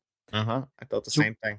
yeah, so I feel as if the movie in a lot of ways is kind of even though a lot of people said this is a lot different than the first movie. When I watched this again the other night, I was noticing a lot of things on here, mate, that were mirroring the first movie. They kind of subvert the expectation of the audience, which I think is pretty cool. Yeah, which is something I think a sequel should do. That's like because if you have the expectations of like, especially if like you're used to horror franchises at the time, they are just doing the same thing over and over again. At least this one is trying to do something completely different, and like you said, subverting your expectations of what you're expecting to have happen. Yeah, because we're thinking here he must be dreaming. Yep, but of course he's not. But yes, he awakes with like a no, Mhm. and the class jumps, and Grady and his friends start laughing. And the teacher takes the snake from Jesse, and we realize he wasn't dreaming at all. And I love this line from the teacher. He walks up and he says, "If you want to play with the animals, Mr. Welch, join the circus." Yeah, I know. Like he chose to have the snake crawl on him. Like I'm like, what an asshole of a teacher. What is it? What's the hiring process at the school? They're all terrible. Yeah, well, I mean, yeah, that's true. You've got Snyder, and then you've got this guy here, and see the state of him. You know, look, he hasn't even fucking brushed his hair or nothing. No, this guy's a mess too. He's a slob. He probably isn't sleeping either. And it's like, didn't you see that the snake crawled on him? Like, what are you doing with the snake? A big, massive python wrapping itself around one of your pupils. Makes no sense. I'd be freaked out by the snake. Not everyone else is like more freaked out by Jesse. I know that's true, but everybody's laughing, and the I know. teacher puts the snake back in the glass pan, and that's when Jesse gives Grady the finger. I think that's really funny because he's even holding his own laughter, and I think that's really well done. I think it's very naturalistic. It is the type of thing you would do. He's not angry at him; he sees the funny side. You know, Yeah, that's about the most lighthearted he gets through the whole movie. yeah, and I love how like Grady then cracks up that he gives him the finger. You know, he doesn't get angry back that he's giving him the finger because they all see the funny side of it. You know, they had a joke on him, and it made everybody laugh. Everyone loves some self-deprecating humor. If you can take a joke, then everyone will usually get along with you. Yeah, that's very true. Mhm. So, cut to Lisa swimming in her pool. Her mom tells her a Jesse was on the phone. A Jesse's on the phone. I love the pool, by the way. Looks very nice, doesn't it? It does. Very well kept. Looks refreshing. It does. It looks good. The next scene, Jesse's making his way out when his dad stops him, telling him to go and unpack his room. And Jesse stomps up the stairs reluctantly. He doesn't want to go. So he's sitting frustrated in his room. He pops a cassette tape into his radio, and the song comes on, "Touch Me All Night Long" by Fonda Ray. I love this song, by the way. I'm not afraid to admit it. Yeah. I remember hearing this song for the first time. Remember they kind of re-released it in the 90s. I think it wasn't a hit originally, and then they remixed it and re-released it in the 90s, and it was a big hit. I think that's where I'm remembering it from because every time I've watched this movie, I'm like, I know this song. Hold me, baby, touch me, baby, all night long. All night long. I love when that goes, "You're my candy man." This whole sequence is so cringeworthy, though. How he pops the hat on, the glasses, and he's dancing on the fucking bed.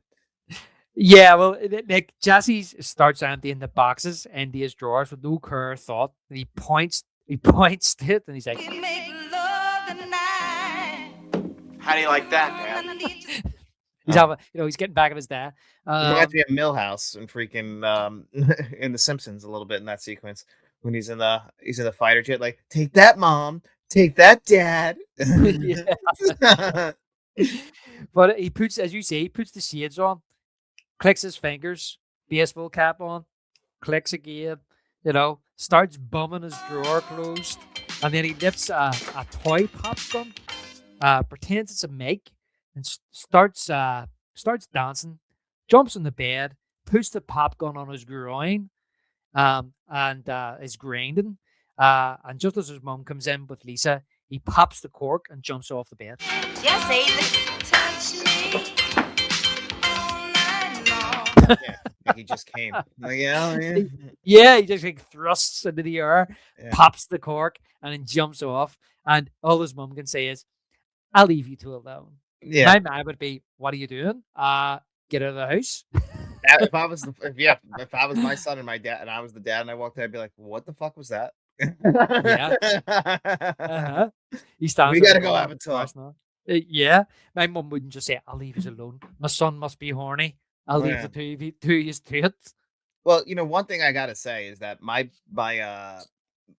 this is the 80s, and from what I understand from my parents, well, my parents are crazy, but a lot of parents have probably been very passive aggressive about the whole thing too, and just be like, "All right, I'm not even gonna bother with that." So I feel like she's one of those kind of moms.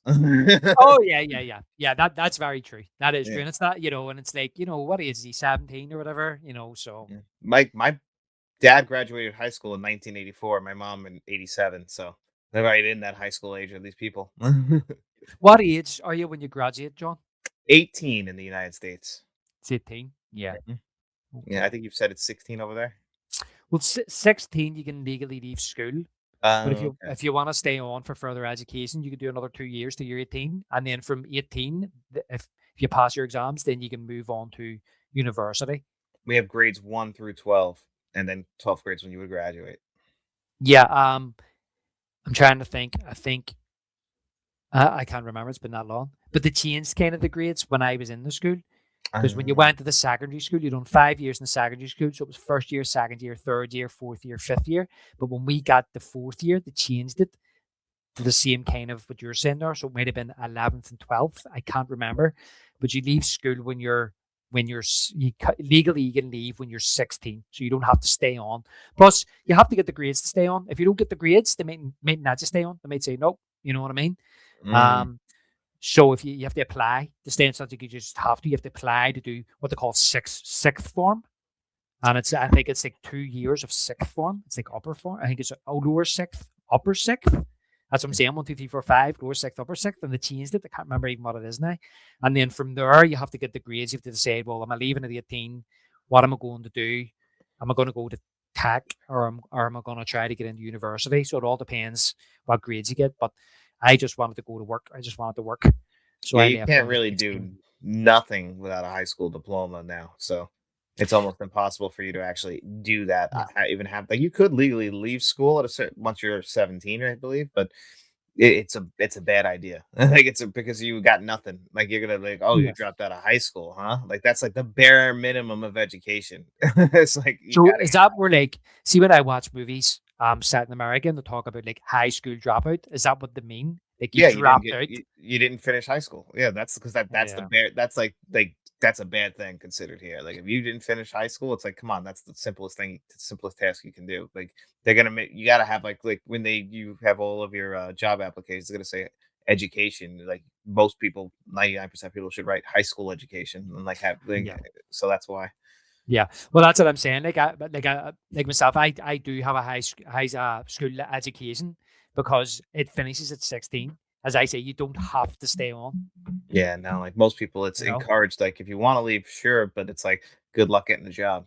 Yeah, but I do feel like that is the thing that, like, the whole thought process is that you have to go to university in today's society, and like Oh yeah, well a that's lot the of whole jobs thing. will say, well, there's a lot of jobs now which like aren't rocket science and they're asking for degrees. Well, they So changed all that too, yeah, and, like, now it's like they want what's, here, you get your high school diploma, then they want you to get an associate's degree, then a bachelor's, then a master's, and then mm, a doctorate being the top, yeah, yeah, but everything's paid for after I mean, high school's like, public schooling, like, that's all where we all went for the most part. There's private schools and Catholic schools, but for the most part, people go to public schools because that's where your taxes pay for, and then you go to college, and, like, that just costs everything. yeah. Well, obviously, if you don't stay on a sixth form, will be tax funded, right? And then once if you decide to go to the likes of like university, then they have to take into account, do you pay for it or do you get a grant? Do you get help from the government? That depends You how can much get some yeah, your parents earn and stuff like that. Yeah. yeah. Well, most parents can't afford it, so like Yeah. it's very much like federal. Like you get a loan, and Yeah. student loans are one thing that can't be filed. Like in here in America, you can file for bankruptcy if like your debt gets too out of hand. Mhm. But you can never erase your education loans. Like that's it. Like you have to actually those will always stay on there until you pay them off. Yeah. Man, I'm hearing stories now that there's university students leaving school with debts of up to £40,000. Well, that's here in America. They get way over that, like Mm. 400,000 $400,000. Jesus, that's mental, isn't it? Imagine People are like getting paying. an education and leaving with that debt, and you probably don't even own a home yet. Well, my sister went to college, and she's the only one of me and my siblings, and she has to still live at home because she can't afford because her loans are so big. She can't afford to go live on her own. Yeah, You know, it's mental. It's crazy. They lock you. I told you they just lock you into these things. Yeah. But back to Back to the real nightmare. the fake nightmare. You're right. The We're real living, nightmare we're is living the life. real nightmare. We're living the real nightmare. That's why movies don't scare me anymore because real life is a lot scarier. Yeah, 100%. It's why boogeymen don't scare me. It's why Freddy Krueger doesn't scare me. So I just want to make a note here. He's a poster on his wall. I don't know if you noticed. It's a Simple Minds poster, I did notice it. and it says on the poster, "Don't you forget about these." And I assume that that's maybe a response to the Breakfast Club, Mhm. because that was such a big hit. And I'm near certain they're advertising "Sparkle in the Rain" and "New Gold Dream." That's two of their albums, and I never made the connection until I wrote that down. I was like, "Sparkle in the Rain," because he's walking in the rain later on, and "New Gold Dream." He's always having bad These dreams. dreams. Yeah, Yeah. that's a good. Uh-huh. That's a nice little clever foreshadowing. Yeah, and it's like right above his head, at his bed. You know what I mean? Right above the headboard. Lisa says, "I told her you invited me. I guess maybe I should have called." But Jesse says it's fine, and he was just cleaning his room and offers to help. So I just wanted to point this out about the um, gay or homosexual subtext that was put into through this film. Um, there's some in this scene here. For example, his door sign says "No chicks." Mm-hmm. It also says in between that "out of town," so no out of town chicks. That's what it actually says. It Yeah. says no out of town chicks, but people Uh, just see no chicks. Okay. She throws him the off-tate jock itch spray, Uh, which is embarrassing for him. But Yeah. yeah, and she's putting some jerseys up into his closet, and there's yeah. Just a seems to game have there. no care where it goes. By the way, she's just I putting it right on top there. she's like, "Does this go in the closet?" He's like, "Yeah, up anywhere up there." And she's like, "Okay," but it's beside a game called Probe. Yeah. Yeah. Well, I guess Yeah, a gay kid would enjoy that. yeah. So this is where Lisa finds a red diary in the closet, and she asks him, "What's this?" I mean, like, what if that's his diary? Like, she just lifts the book out and goes, "What's this? Huh, Mister Yeah. Waltz?" I know they didn't really think that one through. I feel like, and then he's like, "Oh, I don't know. Let's sit down and read this together." Like it's almost like literally okay, this is a scene in a movie. If you want to read diaries, Mister Waltz, join a library. Jet alive. I was just saying that then. What's this? She opens it up. She says, "Nancy Thompson, 1428 Elm Street." And Jesse says, "Yep, that's right here." And Lisa says, "This thing is 5 years old." That gives us the context. This is 5 years later. Mhm. And he says, "You know her?" And she says, "No, before my time." So again, Lisa is also a blow-in. Yeah, exactly. She moved in within the last 5 years. So Lisa says, "Wait, listen to this." And she starts reading through this diary. Now, you notice the diary in the movie, now that we've got 4K, John, and I think I noticed this on the Blu-ray. There's nothing written on the pages. It's just a blank. It's a blank book. Yeah, and which is crazy because movies like Seven, they wrote down things on every page to make it look full. This they who the fuck cares? That's the problem with the short turnaround on a film and a quick production. It's just you the book, no one's gonna look for that. But they could just get somebody, while they're setting the shot up, just write down what it says in the script. Right? It seems simple enough. And I actually was looking for the dialogue here, right, rather than write it all down. And I found on a draft of the script. And when I went to this scene, there's a lot more dialogue in it, but from the diary. So they I was like, they could have just written it in. Could you imagine Indiana Jones and the Last Crusade if he's running about with a Grail diary and it was just empty pages for 2 hours? Mm-hmm. Well, it's the difference between a horror film and Indiana Jones, a Spielberg film. A lot more detail. Difference between Spielberg and Shoulder. Mm-hmm. Unfortunately. So she says, "Sometimes when I'm lying here in bed, I see Glenn in his window across the way getting ready for bed. His body is slim and smooth. Reminds me of me. I know I shouldn't watch him, but that part of me that wants him forces me to. That's when I weaken. That's when I want to go to him." And Jesse says, "Can I see that?" And he starts reading. March 15th, he comes to me at night, horrible, ugly, and dirty, under the sheets with me, tearing at my nightgown with his steel claws. His name is Fred, and he keeps trying to bring me to the boiler room. He wants to kill me. And Lisa asks, "What is it?" Because Jesse all of a sudden seems spooked. And Jesse says, "It's just something Grady said to me about the girl that used to live here, how she went crazy when she saw her boyfriend get murdered across the street." Yeah, and you could also mention that you think you might have saw some guy who looked like that too.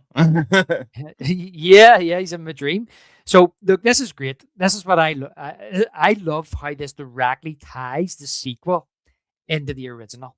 Yes. Um, yeah, The movies are called A Nightmare on Elm Street, and it's like, by the third movie, they're not even in Elm Street anymore, like in this house. But like this true. one is like it's in the same house. Same house. And I love how like even when they're going through the house, it's the same layout. You know what I Hmm. mean? So yeah, it works great as a sequel, in my opinion. Yeah, in that sense, absolutely. Yeah. And also, just by the way, as I say, when I was trying to get this dialogue, I just read a wee bit of this actual scene, and it does go into more of what's in the diary about how Glenn is wanting to have sex with Nancy, and she's saying that she doesn't want to because she wants to have sex with someone she loves, and she doesn't know if she loves him, and that's why this context makes sense. That she says, when I do see him, I do want to go to him. I want to give myself to him, and even Jesse makes remarks about how she's depraving Glenn of sex, which when you read that in the script, it starts to question the intent behind the character. Yeah, exactly. And also, Nancy, good writer, by the way. She could have wrote The Canadian Mounted. I can imagine if Lisa pulled that out, the Canadian mounted. What's That'd be this? well, that would clear Yeah, up a lot of confusion with this movie. yeah. Um, I'm just trying to think here what the teacher would say. You want to read porn novels, Mister Walsh? Don't know. Don't know what would you join for that. Um, I don't know the so YMCA. anyway, I know join the YMCA. Um, so Nate, Jesse is tossing and turning, unable to sleep again. Um, and when he wakes up, his lamp is melting. Or sorry, he doesn't wake up. He's tossing and turning. And his LP as well is melting off the side of the chest of drawers. I like that, by the way. Yeah, those effects are all really good. Mhm.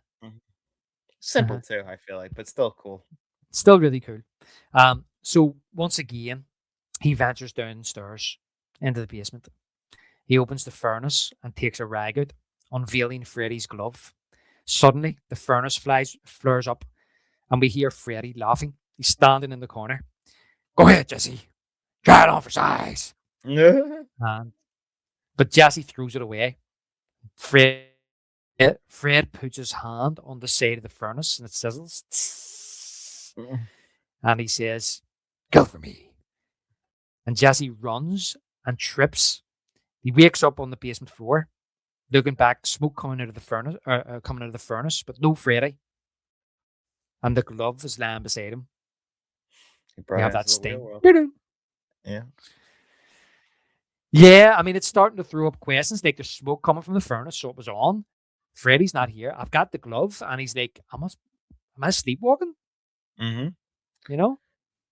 It's not a very smooth like transition like between dreams and non-dreams, like in the first one, that's for sure.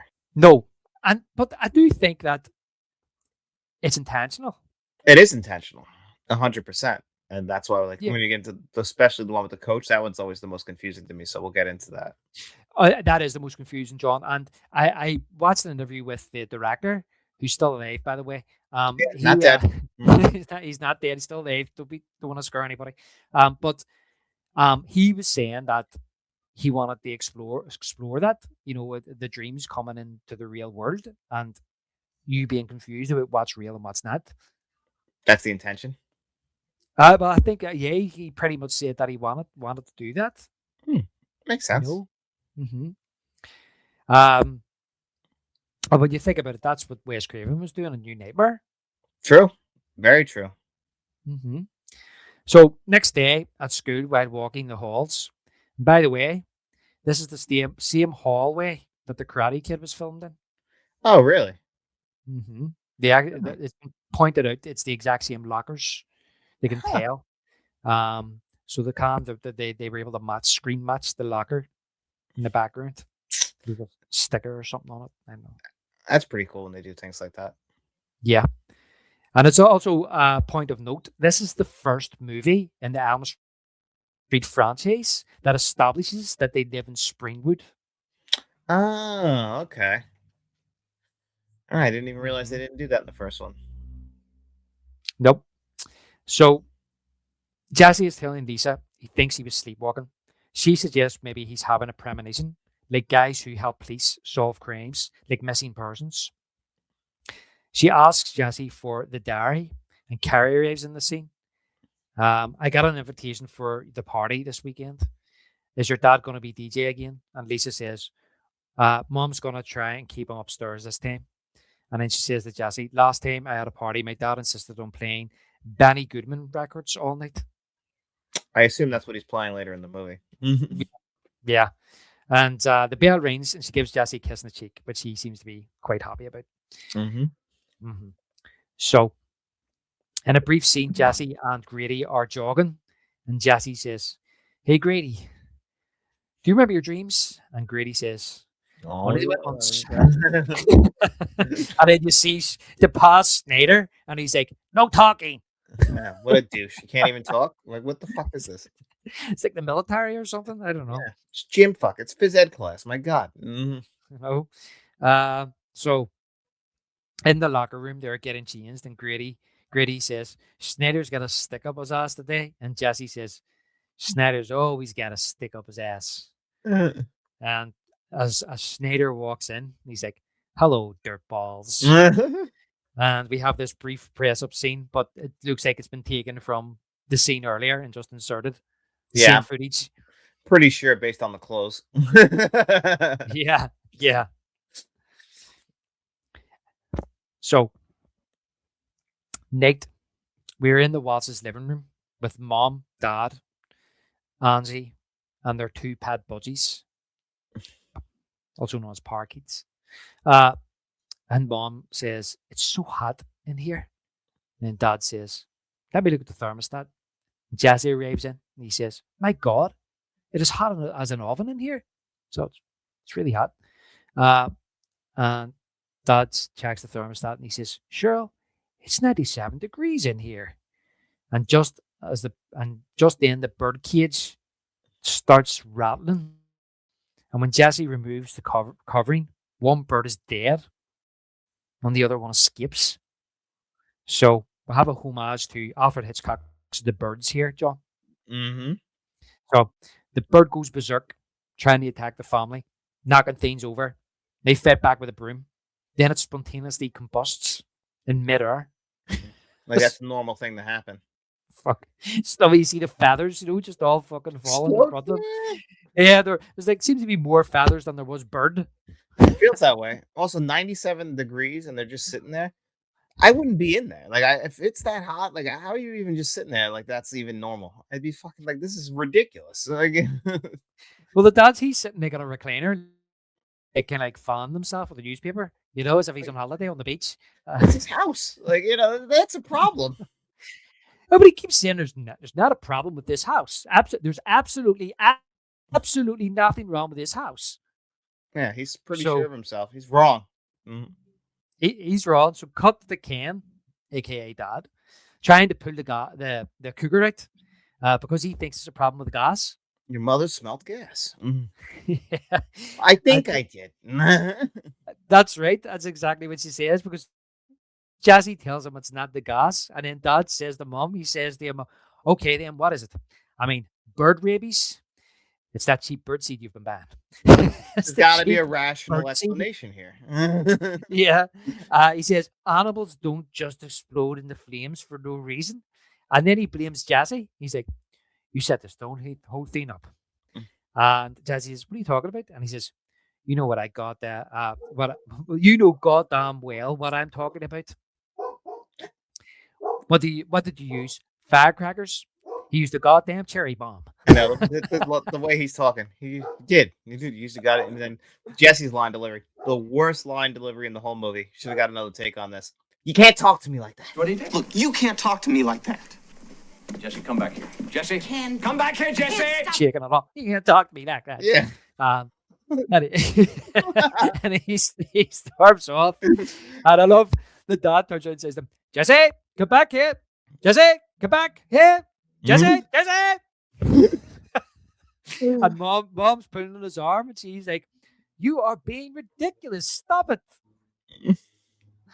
He is being ridiculous. It is so funny. I love that scene. But you're right. The dad's like, I'm on to him. I know what he's done. And he's like, he fucking hasn't done anything. You know, I know. He's just blaming his son. He just got to blame because he doesn't know what to do. So he's got to blame somebody. So it's got the most rational explanation in his head. Oh, it's got to be him then. It's like, all these warnings are important to you. There's something wrong with this goddamn house. It should be 97 degrees in there. That's something with you. I know, and you're saying, John, when he realized that it wasn't the gas and it wasn't the cheap bird seed, right? So he couldn't blame the house. He couldn't blame his mom. It's definitely not going to be the daughter. It has to be. It's the only other person. It's the process of elimination. That's what it is. Instead of like staring at like maybe there's something wrong with this house, instead of just like being like maybe that's it. No, he's got to jump to every conclusion before you get there. It's denial, like like a lot of people do. Like like with the obvious answers in front of you, you just don't want to believe it. He doesn't want to believe it. Yeah, and let me ask you, being a big fan of Poltergeist, so this one here seems a lot more kind of supernatural than the previous movie, even though Freddy is kind of like a supernatural entity, but the stuff that's going on around the house here, it's him gaining his power back. Do you enjoy all that kind of supernatural stuff going on in the house? Because it's kind of like a haunted house movie at this stage. Yes, because I love haunted house movies. It's one of my favorite subgenres of horror. I know not everyone's into that, but I also love the subtlety of it. But this family is very different than the family in Poltergeist. In Poltergeist, they're very like in this movie, they're conservative. Where in that movie, they're like more like they feel like they came from the hippie generation, where they're more like accepting of like things going on. These people can't believe it. Like, look how mom's dressed. She's dressed like fucking the future Hillary Clinton supporter. She even got the future haircut. I know. She had it first. yeah. I did make a note later on at one stage where they're just burying their head in the sand. They're just they don't want, in total denial. They don't want to confront what their son's going through. And who the fuck ties a sweater around their chest like that? Like, I don't get it. I don't get the whole close. But could you imagine? That's flip the switch here. Could you imagine if like the Waltzes moved into the house in Poltergeist instead, and he gets sucked into the television? They couldn't handle it. They couldn't. The dad wouldn't believe it. Even if Caroline was talking through the TV, he'd be like, "There's a perfectly rational explanation here. She's obviously in the physical TV somehow." Or Angie would be in the TV, and he'd be blaming Jesse. He'd be going, "Jesse, what have you done to Angie, Jesse?" I can't see him going in the bedroom and counting down the thunder and lightning with his kids either. He would be in the room just paper. Banning him. Yeah, that's all he'd be doing. That'd be amazing. I'd love to see that. The Waltzes meet Poltergeist. And do you know what? When I was making notes in this the other night, and I'm thinking about, Jesse Waltz. Do you know there's another famous Waltz family that made their debut in 1985? The Goonies. Yes. Oh, look at that. Maggie and Josh Waltz. And it's another infamous house. He also kind of could be like in another 85 film. He could be like, the dad in Back to the Future at the beginning. Before everything kind of changes for him. He's like uptight like that and ignoring everybody else. Is in his own world. Yeah. Yeah. That's true. That's true. But could you imagine like him being bullied by Biff? No, this guy can. George McFly can. He's a weak man. This guy's not really like a weak man. He's a fucking idiot. No. Like, that's really it. Yeah. He's very stern, I think, in a lot of ways. But I like the family in this film. Yeah. He's oblivious. I do like the family in this movie. Me too. But, yeah. So, once again, Jesse can't sleep. He goes down to the kitchen. Lightning strikes through the window, hitting the Delph on the sideboard and the, what do you call it? where the water drains off. Anyway, so cut the street, pouring rain. Jesse's in his bare feet, making his way to a club. Best Dawn's shot in the movie, place. by the way.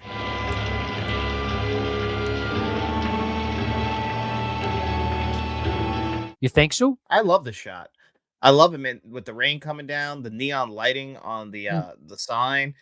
It's perfect. He's perfectly dead center in the frame, so that's a wide shot. I really think it's a nice Okay. shot. I actually really do like the shot in the movie. Okay, no, that's fair enough. I actually noted a shot later on in the movie, which I potentially think could be the best shot in the movie. But Make sure you bring it up.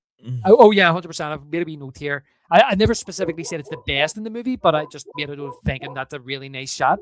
And I also think that the first dream sequence, sorry, not the start of the movie, when he, as I said earlier, when he goes down and he sees Freddy, taking the hand out of the furnace and all. I love that. There's a later dream sequence as well. I think is done really well too, and we'll get to that. So I do think this film has merit. There's some really nice scenes in it. Some really good, spooky, creepy scenes. Yeah, no, it's got its moments. Yeah. So this is a gay club, and there's a song playing, "Tire in My Heart" by the Reds. So he goes into the bar, and Bob Shea serves him. Yep. CEO of New Line Pictures. He serves him a beer, and he's wearing all leather gear. Yeah, my God, and I also took a note about how look at like the glass he gives him. He gives him like a Scotch glass to pour beer in. I'm like, that's not even that. Yeah. Apparently, Shea wanted to play. I think it was Grady's dad. Yeah, he wanted to exactly. He wanted to play Grady's dad, and I guess the director said no. I guess he probably couldn't deliver the lines. Yeah, so he gave him the job as the bartender, where he didn't have any No lines at lines. all. Yeah. Yeah, and just as Jesse's about to drink the beer, the hand comes across and grabs his wrist, and he looks, and it's Coach Snyder. He's standing, smiling at him, and he's also dressed in leather gear as well. Yeah, well, they knew he hung out down there. It's not even like a real big secret. Yeah, oh, that's wild. So, I don't know what I was thinking when I got to an age old enough to understand what the hell was going on. I just took it in my stride, to be honest. Kind of like what Jazzy's doing. Yeah, because I mean, first that's another thing that kind of gives away that Jesse's kind of gay. Why is he down here? Like, why is this in his head, this bar and everything like that? If this is in the dream, this is kind of what confuses me here. Is like, is this a dream? Like, obviously he walked there, in the street, and then right after this, they go to the school. What fucking school can the gym teacher get into in the middle of the night, turn the lights on, and make a kid do laps in the gym? Yeah, because I've written in my notes here, cut to Jesse doing laps around the school gym hall. Schneider tells him to hit the shower. And I've written down here as well, John, is this a dream? I thought the same thing. Is this a dream? And is he sleepwalking? And as you say, what made him go to the bar to confront Schneider? Is it because he doesn't like him? Yeah. Well, was he trying to confront Snyder? Because he goes in there and orders a beer, which just a little thing with movies in general. If you go to a bar and order a beer, the first response is going to be, which one? It's a beer. And that looked like a Budweiser. Yeah. Like that's just a movie, TV trope that's just always drove me nuts, is because there's so many options. Yeah. Yeah. That's true to do. They just walk in and go, gives a beer or pint of beer or whatever, a glass of beer.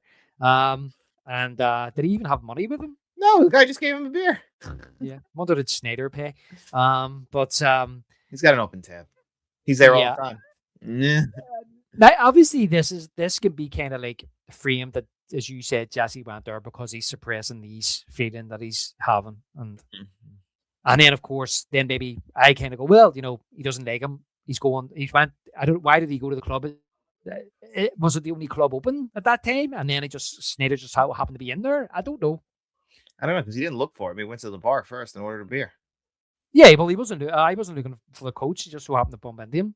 And I guess he fit in here because if you look around, the whole club is filled with just strange-looking people. Anyway. Yeah, I love to see Al Pacino in the background. Doing the dance. Cruising. Cruising.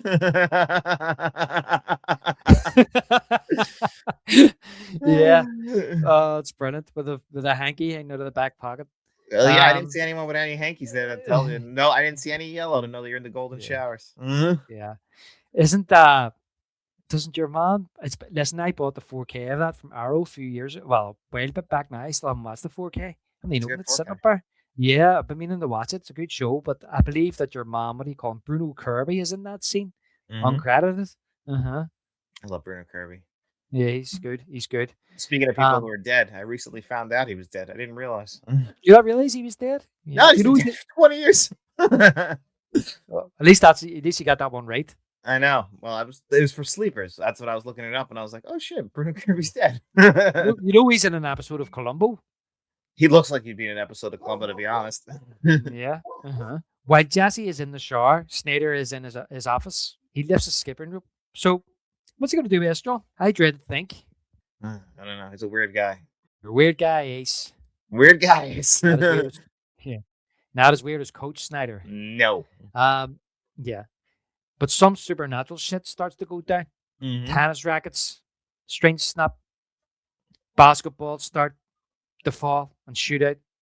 Then Snyder is assaulted by shooting tennis balls, basketballs, anything that moves in his office, including the shelves. He hits the deck and the skipping rope, ties him up, and drags him. So he's wrangled up in the showers, stripped, and whipped on the ass by towels. Jesse's watching, and this is all happening by an unseen, invisible force. Big call for the 80s when there was a lot of unnecessary female nudity. This movie has a lot of male nudity. Yeah. It's the second male ass we've seen. Yeah. Are you counting? Unfortunately. I know with a movie, we see a lot of like bare male bums. We don't see any female nudity at all in this movie. No, and Jesse's half naked a lot of the time too. Equality and all that we may have seen in, at least even it out. Yeah. Something for the straight people in the room. Yeah, exactly. So the showers steam up and a Freddy-like figure emerges out of the steam. This is the scene you're talking about. No. Yes, this is the stunt man. So that means they shot this first. Yeah, well, not necessarily. It doesn't necessarily mean they shot this first. Well, Freddy scenes, I guess they shot this first. Yeah, the first Freddy scene. Yeah.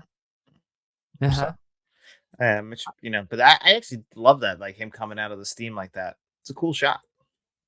Like I say, I think it's creepy. It kind of throws you off because you're expecting like Freddy to come out, kill for me. But he just kind of like merges from the bloody steam, and I put it down to, we all know the reason why now, but I put it down to it's Jesse. Well, yeah, I think that's supposed to be the thing, is that it's Jesse doing Freddy's bidding for him in the real world. So it's not really Freddy, it's Jesse. It's Jesse. That's why he moves like that. And we know he's definitely out of the house, even if it's in the dreams, because the cops bring him home. Yeah, it's whether or not later on when they bring him home, it's whether or not all that was a dream. Was he just wandering about and dreaming that? Yeah, but we know. Or was he actually there? Well, someone killed the coach. Yeah. So we see the gloved hand, and it slices the coach across the back as he screams, "No!" I know. Bad line delivery here too by him. He's all through it. All he's going, "No, no!" So blood shoots out of the shower, and he hangs naked and dead. Zoom in on Jesse with blood all over him. He holds up his gloved hand and looks at it and screams. So, made a note here, John. This is the first kill in the movie, and we're 37 minutes in the 87-minute movie. It takes a while, yeah. But one thing, when I watch this, I never think about that. I never think that, this is the first kill. No, you don't think about it like it. Honestly, it moves along at a pace. Plus, there's Freddy sequences in here, So it's not like we felt like we were being robbed of him. Which reminds me, something I missed at the start of the movie. When he's on the bus at the start and you see him slicing and then it cuts, do you think he killed them girls? I don't know, because I think it's Jesse's dream, so it's tough to say. Like, do you think, like, are you trying to say like he killed them previously? And those are dead people? I'm thinking that the three of them are dreaming. Oh, all three of them are dreaming at the same Yes, time. That's like the possible. I like didn't even think of that. the Dream Warriors. That's a good point. They're I all didn't in even each think of other's that. dream. Yeah, if you go by those logical rules, then yeah. We didn't see the end of the dream. They were in front of Jesse. Maybe he killed them too and was about to kill Jesse, and he woke up screaming. Mm, okay. I was thinking that these are just people that Jesse goes to school with that were in his dream, and because Jesse Freddy doesn't really have the power right now, and he needs Jesse because Jesse's living in the house that Nancy lived in, and no one had lived there in 5 years. Yeah, no, that's all a fair point, and that's why he's going through Jesse to do these killings to get his power back, to bring the fear back, to get his power back. That Mhm. yes, yeah, that's totally logical. So it is that those people in the dream are just in his dream. They're not. They may be people he knows, but they're not people dreaming the same thing at the same time. Fair enough. So cut to the Watts's doorway or hallway. Sorry, and there's rapping on the door. Mom and Dad answer. It's the police with Jesse. Does this belong to you? Does this I know. belong to you? He says it. And he says, yes, sir, he's my son. We found him out on the highway wandering around. Yeah, He and they was just naked. and the cops don't have any more questions than that. No. Well, he says he was naked. I'd keep him on a short leash if I were you. Yeah, And that's it. they say, thank you, officer, or whatever. And I don't even think they say goodbye. They just come in and just shut the door. The cops say nothing else and just walk off. Yeah, that's it. So they bring him in, and Dad says, 2 questions. You answer them, then we can go. I'll go to bed. What are you taking, son? Where are you getting it from? Jesse says, I'm not taking drugs. So Jesse goes to bed, and I really feel for his dad in this scene. This may be the best acted scene in the whole movie, John, because he's genuinely concerned for his son. You can see the hurt in his face, the disappointment, the helplessness in him in this scene. I did feel kind of helpless for him tomorrow too. Because what else could you think at this point with his dad? I mean, with Yeah. your son, like if you're the dad and that's your son, like he's wandering in the streets naked, like in the middle of the Yeah. night, and like he's been weird as it is. So it's like, yeah, I guess, and especially in the '80s, the logical thing would be like, who's giving you drugs? Yeah, because his son's starting to act really weird. He's walking about like a zombie because he's getting no sleep. He's telling you the place is too hot. He's saying there's nothing wrong with the house. I mean, let's be honest, they're not really seeing anything at this stage, well, apart from the bird blowing up. But, that to suggest that they're not being haunted by Freddy. No, it's Freddy's only got Jesse on the mind. Yeah. So his dad is looking for a logical explanation. What is, I mean, before we moved here, my son was fine. Now he's acting up. He's wandering the streets naked, so he must be taking something. That's what he's thinking. Even though, the dad is a bit clueless, burying his head in the sand a wee bit, he's genuinely concerned. And, you can see that in this scene. He doesn't know what to do. He just doesn't know how to handle the situation. Yeah, exactly. And, he's genuinely scared.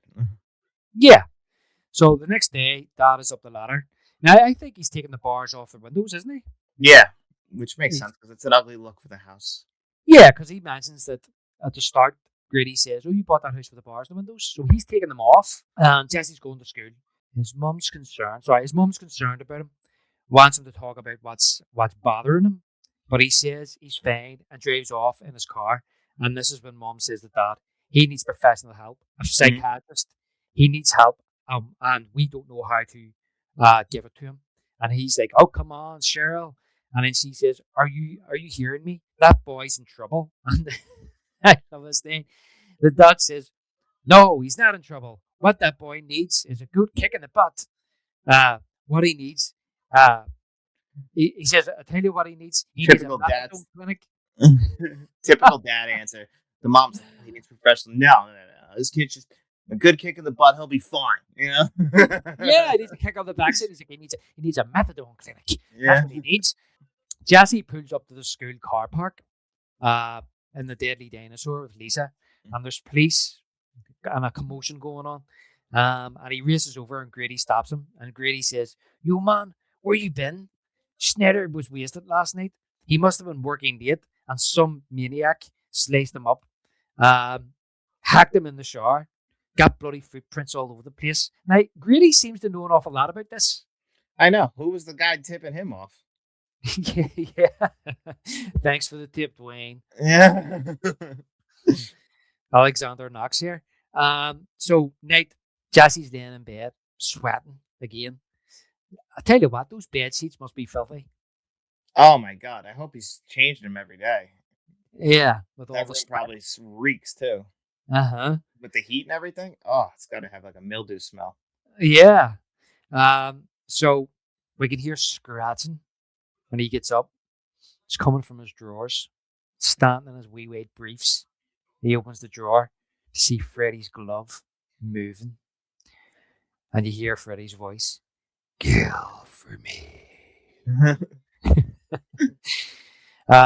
Then we hear like a whooping or swooshing sound. Jesse makes his way to his sister's room. She's skipping in the middle of the room in a white dress, teddies all around her, singing the Freddy song. The Mhm. Freddy, yeah, the This Freddy is a creepy spot part of the poem. movie, by the way. This is the scene, John, that I mentioned earlier that I Uh, think is like so well shot. It's so creepy. You know, it's genuinely scary, just the way it's done. I mean, that is, we see later on, that is her bedroom, mm-hmm. but it's not set up like that. There's a bed in the middle. So there's like two chairs sitting and all these like teddies all around it. It's just, it is so creepy. Very creepy. This freaked me out. Yeah, it does, especially when you're sitting watching it by yourself. Mm-hmm. That's the haunted house stuff I like. Yeah. And Jesse closes the door. So, yeah. So, as I say, it's very ghostly. The lighting, how it's shot, the sound effects, the music, it all works. Yeah. No, it all perfectly done. I agree. Great part Yeah. of the movie. So, next morning in the kitchen, the family sit when Jesse comes in and asks his dad why it took him 5 years to sell this house. And he confronts him about the murder across the street and the crazy girl that lived here. Dad says they mentioned something about it, to which mom questions why he didn't say anything. And dad says, uh, how do you think we got such a good deal here? And Jazzy says, did they tell you that the girl lost her mind and her mother killed herself in our living room? Did they tell you that? And his mom's like, what? And Angie starts to get scared. Mom suggests that they are pretending and they shouldn't discuss here. So dad again, he blames Jazzy. He says, see what you're doing. I don't want to hear it. One more word about it, Jesse. There's absolutely nothing, and I mean nothing, wrong with this house. Then the toaster goes on fire. Yeah. Wasn't even plugged in. Yeah, that's the craziest damn thing I've ever seen. Look here, Cheryl. Wasn't even plugged in. But there's nothing. That's crazier than the bird exploding in your living room. Yeah, but there's absolutely nothing wrong with this house. Your toaster just went in the flames. Mm-hmm. Yeah, That's wasn't normal. plugged in. Yeah. So cut to the deadly dinosaur, Jesse and Lisa. So Lisa says Jesse can't blame himself for Schneider. Just because you dreamt it doesn't mean you did it. So you see, even he's thinking, I dreamt that. So it wasn't me. I dreamt it, and then it happened. She thinks he's picking up psychic signals. She's another one who's totally and utterly oblivious to what's Like it's going more on. likely that he's a psychic than anything else. Like in her mind, like, yeah, that's logical. Yeah, you know, it's not the fact that you actually killed him. You're just psychic. Yeah, that makes logical sense. It all adds up for me. It does. It's all adding up. So they arrive at what looks like the steel mill from RoboCop, It does look like that. but it's not. No. But do you know what it is in? It's the ending of Terminator 2 was filmed here. Really? Yes. Wow. No, I did not know that. There you go. So it's what is that? Kaiser Steel Mill in Fontana, California. Yeah. I've heard of Fontana, California. Mm-hmm. So apparently the scenes where they filmed this has since been destroyed or knocked or taken away, and they've built something else there. But there's a lower part of the plant which is still in operation. Yeah, and apparently they filmed the ending of T2 here. Oh, that's interesting. So there you go. I always thought it was from RoboCop. I had to look it up. I was like, oh, it's not. Oh, but they've done T2, which is weird. Well, RoboCop was filmed in Dallas. I know that. Well, I think when I looked it up, it said that the steel mill in RoboCop was filmed in Pennsylvania. Oh, Pennsylvania. Actually, I do remember you bringing that up. Mm-hmm. Which makes sense. Steel Mills. Mm-hmm. So Lisa says Fred Krueger worked here. It's an old power plant. She gives Jesse a newspaper clipping. Springwood Slasher arrested. And he flicks through to the next one. Krueger freed on technicality. So I love all this, John, because this is all stuff again that we learned in the first movie, and we're learning it again here. But it doesn't deviate too much from what we're told in the first movie. But I suppose maybe it's just reminding the viewers and maybe telling new viewers who maybe haven't seen the first one, what this guy's all about. But it does kind of like continue that lore, expands it just a tad, showing the plant without actually going too far to the point where you have to explain every wee thing about the background of Krueger. Still Yeah, leaves a bit of mystique there. I like it. I always like it's exposition, but it's also like it's necessary to build up the fear of who Freddy Krueger is. Yeah. Because Jesse's like, whoa, what is this place? And inside the plant, which has been closed down for a long time, Lisa tells Jesse Fred Krueger kidnapped 20 kids and brought them here and killed them. She's trying to see if Jesse can feel anything or have a connection. And he says, I feel like a jerk. But he approaches an old metal cabinet, and when he opens it up, there's a rat. So I just read here that this is a cheap jump scare. It is. It is. But you know what? Back in an era where they didn't really necessarily rely on jump scares, so I'll forgive it. Like nowadays, or in like the 2000s, forget it. You have 46 of those in a movie. That's true. I always almost felt cheated that nothing really happened in here, though, at this stage, But it Yeah, makes sense. it does make sense. That's not where he's hanging out right now. Yeah. So, cut to the basement. The furnace fires up. Camera moves through the house from the basement, up the stairs into Ansie's bedroom, where she's sleeping. You hear Freddy's voice. Wake up, little girl. And Angie kind of wakes sleepily. What time is it? And Jesse stands above her. It's late. Go back to sleep. And he has the glove on. Yeah. And he's like kind of like right in that. I also like this, whole thing with the POV shot and everything.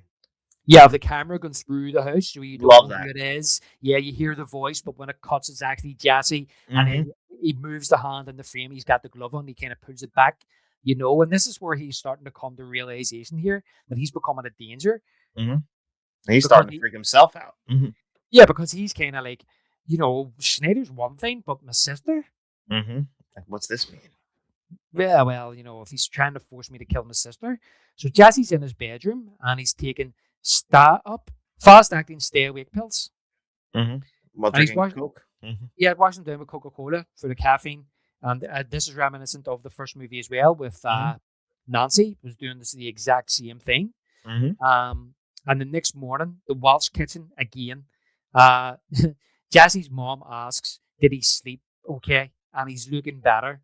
So hair totally in the sand, just fooling themselves. Did you sleep okay? Will you look a lot better? He didn't even say he did. He just went, I'm fine. Yeah, he didn't sleep at all. We know that. And I think this is the last scene where we see Dad. He's just sitting reading the newspaper. So, which is very weird because, he just kind of like disappears out of the movie. Yep, that's it. He's gone for the rest of the film. Yeah. So the deadly dinosaur, Lisa says to Jesse, you had another nightmare, didn't you? And he says, yes, I had a bad night. And he goes on to say, my dad thinks I'm on drugs. My mom thinks I'm crazy. And you know what? At this point, I don't know if I don't agree with her. So he's starting to lose it a bit. So I love this thing, John. School cafeteria. Lisa's getting food with Carrie. And Carrie says, what's wrong with Jesse? He seems kind of freaked out. So they make their way over to the table with Jesse and Grady, and Grady's got a mouthful of food, and he's saying, hey, you want to go get a movie or something? Hang out, maybe get things off your mind, get a pizza or something. So I like that because he's showing that he's a good friend. He sees that Jesse obviously has something on his mind, and he wants to try and take his mind off it, go out and have a better crack. Yeah, exactly. Like, I'll help you out. I'll scratch your back, you scratch mine, that kind of deal. Like, you know what? You're not doing very well, but I'll help you out, man. It's a bad choice of words, John. Yeah, especially for them. You're right. Scratching backs, you know what I mean? Up the Snyder. That's a poor choice of words. Poor choice of words. Anyway, so Carrie asks, "Is Grady going to Lisa's house tomorrow night?" Do you think Carrie has the hots for Grady? I think so. Little kind of thing in there with that, but nothing that's ever explored. Do you think Carrie's a bit of a tart? Maybe. Did you notice? Did you notice the last line about like Grady too? Is like why he can't go to the pool party? Yeah, I had to write this dialogue down. So he says, "Nope, can't. I'm grounded. I threw my grandmother down the flight of stairs." And they just blow by that. Yeah. But they all just can't look at him, and then that's it. Yeah, like what You the know? fuck? Yeah, like I'm like, is he lying? Because that's absurd. It is. Is he making it up just to get out of the go into the party? Maybe like it just seems like that's insane. Like if you did that, like that's a little far. I mean, it's hard to say to someone, come on, I'm sure you can go after telling you that. Yeah, and I'd be like, okay, yeah, I guess so, right? Yeah. So that's why, is he telling the truth or not? I do feel like Gritty might be a wee bit of a bullshitter, like. Yeah, maybe. Yeah, that's true. That's a good way to read it too. Yeah. But I'm going to believe him. Then you're gonna believe he knocked his own grandmother down a flight of stairs. Yeah. I'm going to believe it because he's a big goon. That's why. Yeah, Yeah. could be. Yeah. But Lisa tries to entice Jesse to get to eat and to talk to her to figure things out. And great, I love this. Grady says, "I don't know why you're wasting your time with this guy. He's a basket case." Mm-hmm. He is. And Jesse says, "Shut up, Grady." Grady says, "You want me to shut up? Fine, I'll shut up. No problem." He pushes his food, stands up, throws the napkin down, and says, "I'll see you around, buddy." Tap his shoulder. "I'll see you around, buddy." As if, "I'll see you later on. I haven't taken it to heart, okay?" Yeah, exactly. Not a big deal. Yeah. Yeah, he's probably used to Jesse by now. You know what I mean? And his mood You know, swings. and his mood swings, and his lack of sleep, and his rings are in his eyes. Like I do at the minute, lack of sleep. Then we go into, John, your favorite scene in the whole movie, which starts now, the third act of the movie. This is what I mean basically. with the pacing. They just jump right to it. Like it's the whole next day, so we don't get to see that night or nothing. It's just the next day. Yeah, that's right. And this is like a story that takes place like over a week, and I think it is paced really well. How it sets everything up, how it introduces the characters. You have this middle part to do with Schneider and his paranoia, and Freddy trying to make him, commit more murders to make him more powerful. And now we're going into the third act, the finale, where it's all just going to build. It's a pool party, and Lisa's dad is at the barbecue playing Danny Goodman records. He's handing out hot dogs to the party guests, and Lisa's mom comes over to him. "Come on, Skinny, it's time for bed." And I love how he turns to one of the teens, and he puts the chef's hat on him, and he says to him, "You're in charge now, hotshot." But he says to Lisa, 12:30, miss, no later. So Lisa's watching Jesse from across the pool, and he watches him get up and go into the cabana, and Carrie again's asking, "What's the matter with Jesse?" She says, "I don't know." So this is what I'm saying about Carrie. So this guy comes up behind Carrie and puts his hands on her shoulders, like to massage her shoulders, and he's got the cheesiest, goofiest grin on his face you'll ever see in your life. Look out for him next time you're watching it. I will. I didn't even pay attention to him. Yeah, that's he's standing there like, Like, this is his big moment. yeah, he's like, and then she's like, "Come on," you know.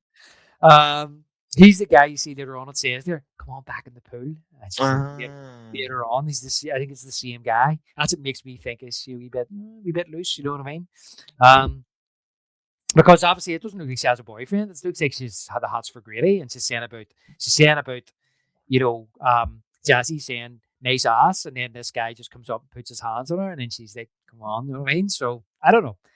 Just Yeah, I could see her getting around. It's high school. Let her have a good time. Yeah. I don't begrudge it. No. So Lisa goes to the cabana, finds Jazzy dressing to leave, and Lisa wants to talk and help him. And Jazzy says, "I feel like I'm losing my mind. I'm afraid to go to sleep. I'm afraid to stay awake. I'm ruining your party. They're going to take me away." And Lisa says, "We'll stay up all night if we have to. I'm not going to let anything happen to you. and then they start to kiss. But meanwhile, Lisa's parents switch their bedroom light off, and the teens switch out the Don Goodman. Isn't it Don Goodman? Don Goodman? Was that his name? Danny Goodman. Danny Goodman. I wrote Don Goodman. I think Don Goodman was a footballer.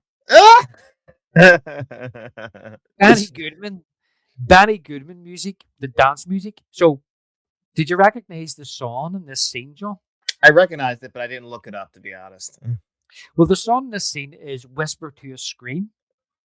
Okay. And Whisper to a Scream was a different version of it. Was played at the end of the movie Scream. Really?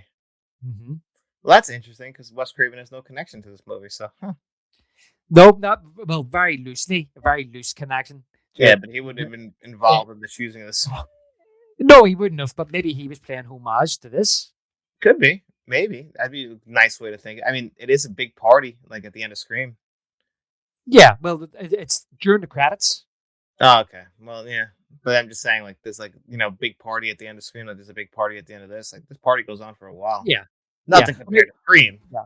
Well, but the characters are based on characters created by Wes Craven, and then he had input into the script as well. But even though he didn't want to direct it, he made suggestions. Which is fair. Yeah, and but then again, Whisper to a Scream, it could have been just picked because the movie's called Scream. Yeah, that's also very true. So whoever was the music, like, putting the music together for the movie could have been like, just like, I like this song. Yeah. I actually do really like the version in Scream. I really like that version on the soundtrack. It's really good. I got to pay attention to that because I've heard the version in this movie before. And there's certain the play it at the end. Remember at the end of Scream where they're doing the credits and they're showing like the cast come up and it has their names. They're playing it. And they're certain that's when they're playing Whisper to a Scream at the end of the movie. Yeah, I didn't even realize they were the same song. Yeah. So they wheel out the beer and start partying. Lisa's dad isn't amused. He says, what are they doing down there? So back in the cabana, Jesse and Lisa are getting hot and heavy when Jesse's tongue turns into like a serpent, like lizard type tongue. And Jesse gets up and leaves. Almost looks like he's got a boner. He's leaving. Yeah, I think he gets a little freaked out. I think this is like where that kind of like, like he's not like he might be gay kind of thing where he's like finally with a woman, but he doesn't feel comfortable and he runs out of there. And think about that, he runs over to Grady. Yeah, and I think that's what people perceive it as. I mean, could you imagine how much of a great time that Lisa would have had with that tongue? Oh my God, it would have never been better for her. That would have been the best she ever got. So I put that down to Jesse's inexperience. He's a young man, I've never done this before. Yeah, that's what I'm putting that down to. But he kind of like struts out of there, like he's got something in his pants. I don't know. Maybe I'm reading too much into that. Lisa is confused and upset. She thinks he's done something wrong. Yeah, that's terrible for her. It's like rejection. Mm-hmm. Feel bad for her. Yeah. So cut to Grady in bed, and Jesse gate crashes into his bedroom. How the hell did he get into his bedroom? The window. The same way he leaves. Fair enough. And he puts his hand in Grady's mouth, and Grady's like, Jesus Christ! Jesus Christ! Says, you scared the shit out of me, man. And he says, hey, what the fuck you doing in my room? Yeah, I'd say the same thing. You break into my house and come in here like this? Imagine like it's a Friday or Saturday night. You've just had a workout. Watch the movie. Tired. And you're thinking, I'll get a nice early night. Maybe get up early tomorrow. It's Sunday. It's a nice day tomorrow. Maybe go for a jog. Back, have a bit of breakfast. Chill by the pool. Nice bit of Sunday dinner. And the next thing is one of your fucking mates has burst into your bedroom, putting his hand over your mouth. In the middle of the fucking night. Yeah, no, I would have punched him in the face. Yeah. And Jesse says, listen, I'm in trouble. I need you to let me stay here tonight. And Grady says, you out of your fucking mind? And Grady tells him to go home and take a bottle of sleeping pills. Does he tell him to go home just to get a good night's sleep or to overdose? I think he's telling him to go get a good night's sleep. But you can look at it the other way, but I think that's his intention because he knows that him not sleeping is what's fucking him up. True. That is very true, John. So Jesse then just tells him out of the blue, I killed Snyder. And he explains to him There's something inside him. Grady, I think you're seriously losing it, bro. And Jesse says, I'm scared, Grady. Something's trying to get inside my body. And he says, yeah, and she's female, and she's waiting for you in the cabana, and you want to sleep with me. Yeah, I mean that line's like very direct, like about like the whole situation. Yeah, well, there's a lot of people obviously analyze that line to mean that, in a sexual way. Yeah, Yeah. but you could take it that way. It does come off that way. You could, but I mean, I always just took it the fact that he's saying there's a lady waiting for you down there. But Jesse's there because he's afraid of what he's going to do to Lisa. Yeah, He says, I'm all messed up. I'm in trouble. And I need you to help me. So after pleading with Grady, he says he believes him and asks him, what does he want him to do? I've just written this. I've got it in front of me. And Jesse says, just watch me. If anything starts to happen, if I start to act weird or start dreaming weird, he's already fucking acting weird, he asked me. Or try to walk out of here, you gotta stop me. I don't care if you have to hit me over the head. Just don't let me leave. And then he says, and Grady, don't fall asleep. Now, I think that Heather Langenkamp said it better. yeah, it's the exact same situation and moment, probably the same time in the film as in the first movie with Johnny Depp. Well, you're right, and I did make a note here again. This reminds me of the scene in Elm Street, but it's like two different scenes. It's like amalgamation of. Do you remember when Johnny Depp came through her window, and she says, "I need you to do something for me," and then he's like, he switches the light off, and then she's like, "It's not what you think." So she has basically said to him, "Look, I need you to watch me. If I start acting, weird or struggling, wake me up."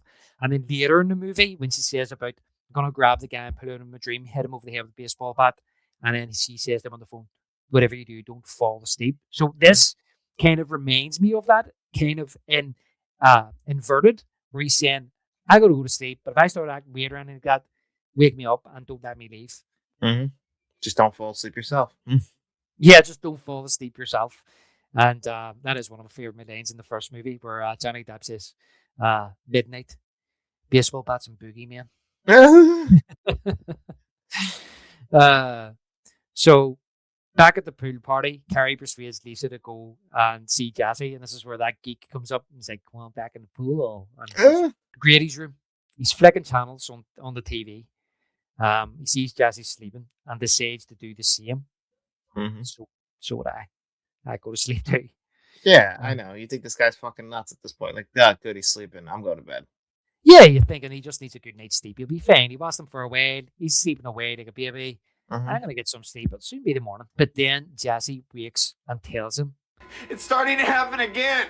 And then, this is where we see the blades coming out of Jesse's fingers. And his skin is starting to burst with like Freddy's jumpers coming through his arms. Mm-hmm. Grady can't get out of the door. And he's shouting for help. And you see like that eye inside like Jesse's mouth when he's screaming. I like that. Mm-hmm. And Freddy bursts out of his body. So you like that whole effect of how that's done with Freddy coming through? I do. I think that's a really cool effect, actually. Like the loose skin of Jesse just being shed off him like a bug. Yeah. He just throws him off like a cheap coat.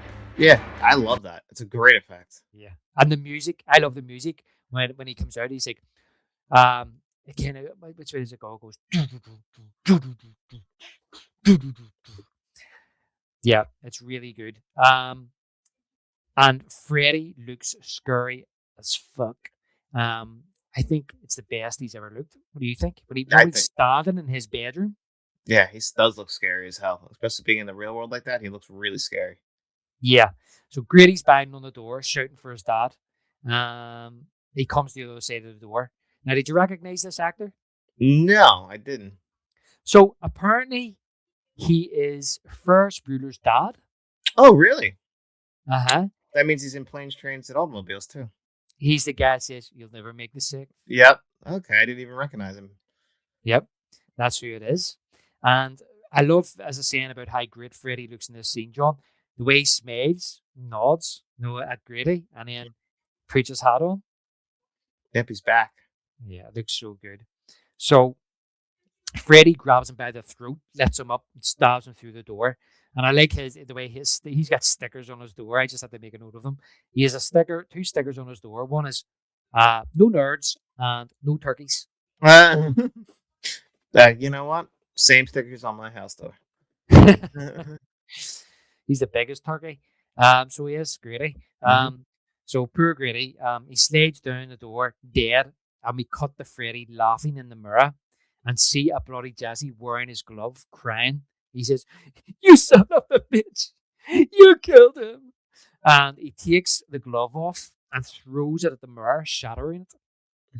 So Jesse escapes out the window, and you can hear all the sirens as well outside, which is again reminds me of part one when the sirens come up to Johnny Depp's house. So this to me is like, as you say, there is certain beats in the movie, which I feel as if this is like, I don't think it's.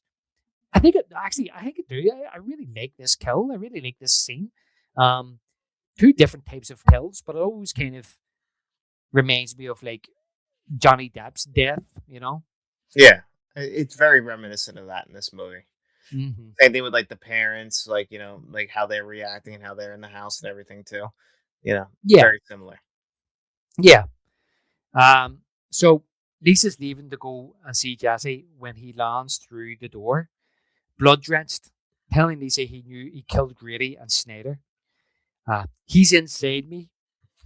Fred Krueger. He's inside me, and he wants to take me again. Just more great line delivery by Mark here. And again, some people have analysed that line there, but he wants to take me again. That's something else. So Lisa says, "No, this is not happening. It's got to be everything. Everything you've taken in. The glove, the diary. Snyder. He's standing there with blood all over his hands and all over his body. Would you not just take him at his word now and say, what the fuck have you done?" Yeah, what'd you think? He wouldn't pour fake blood on himself to get his point across? Yeah. And I don't know why she doesn't believe him. And Jesse literally says himself, "What do I have to do to make you understand me?" At this point, there's nothing else he can do except to have Freddy come out because she ain't gonna believe shit. No, and he even says there, when he says there, "Last night he tried to make me kill my sister. I've got blood on my hands. He owns me." So it's like he's Jesse's Freddy's bitch by now. Mm-hmm. This is where she kind of like starts to like, she's like, "Oh, okay," But outside the pool starts to heat up. Sausages on the fire. The sausages go on fire in the barbecue and pop like firecrackers. The beer cans burst open. But back in the house, Lisa reads the last page of Nancy's diary to Jesse. So she says, "I just want you to listen to this. It's something Nancy said in the last page of her diary. He is evil itself. I know now that I brought him into my world. We all did. Give him all the energy he needed. Our screams were all he needed. Jesse, she wasn't crazy. All this really happened." So the doors lock, the windows lock, and Freddy starts to come back through Jesse. Lisa tells him to fight him. The face tank boils and bursts. Freddy appears from behind a desk. "He can't fight me. I'm him." So a fight ensues between Lisa and Freddy. She runs through the house but can't get out. And Freddy wrestles her to the ground and bites her in the leg, and she kicks him. Where are the parents at this point? They don't hear this going down in their living room? Well, they do. Is it this? Did they hear this? I'm not sure if they hear this, but you see the doors locking and the windows all locking, so they end up locked in their bedroom. Yeah, I guess it was probably. I mean, I think they show it after this, but I think you would have heard this by now. Like, but I don't know. Maybe they're heavy sleepers. Yeah, or they're doing something else. Oh, well, yeah, that's true. We did see them in bed with some cocktails. Mm-hmm. Yeah. Huh? So outside the pool boils, and Lisa can't get out the patio doors. Freddy destroys ornaments. He's an angry dog. He just pushes a load of ornaments over. If I can't get you, I'm just going to push these ornaments over. And Lisa lifts a kitchen knife, and she says, "Jesse, help." And Freddy says, "There is no Jesse. I'm Jesse now." And Jesse, then you hear Jesse's voice come to Freddy saying, "Kill me, Lisa. Please kill me." But she can't do it. She weakly stabs Freddy, and Freddy laughs. And then you hear, I love you, Lisa. One thing I want to point out, John, about this movie that I don't like is the finger knives. You don't like that? I prefer the glove.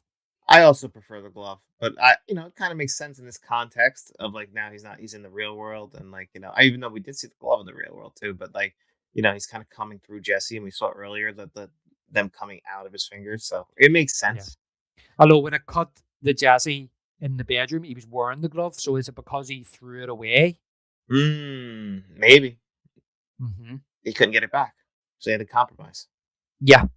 Mm-hmm. So, her saying "I love you," and all that business, it seems to weaken Freddy.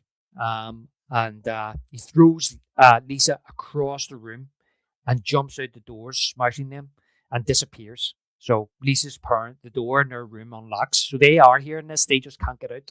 Okay. Yeah, because the door unlocks. You see them. The door kind of unlocks and opens, and you see them just standing there. Then there's like a momentary calm.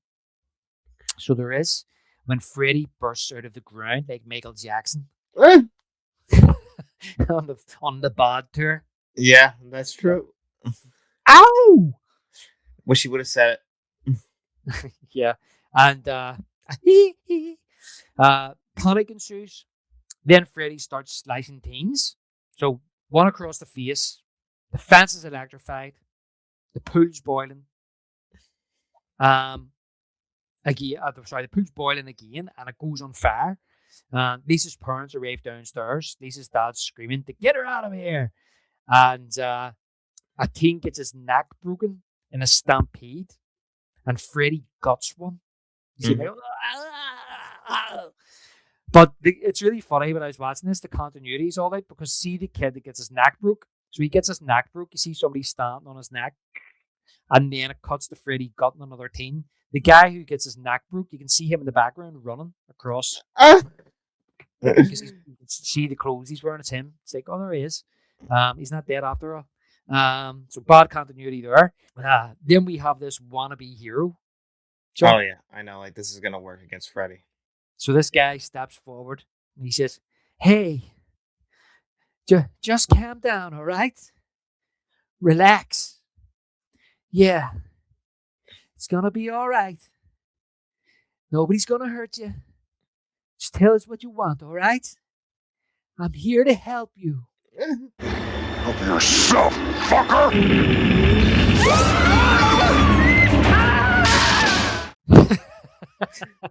My favorite line in the whole franchise. And he slices at him and throws him into the burning barbecue. And you hear like a Willem scream. Yeah, the Willem scream. Oh, fuck, I love it. That's my favorite part of the whole movie. The teens just all stand there watching, mesmerized, while that music's playing.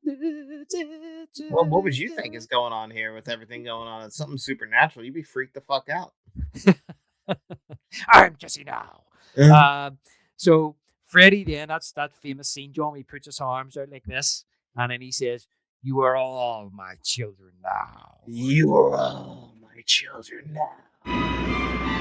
You are all my children now."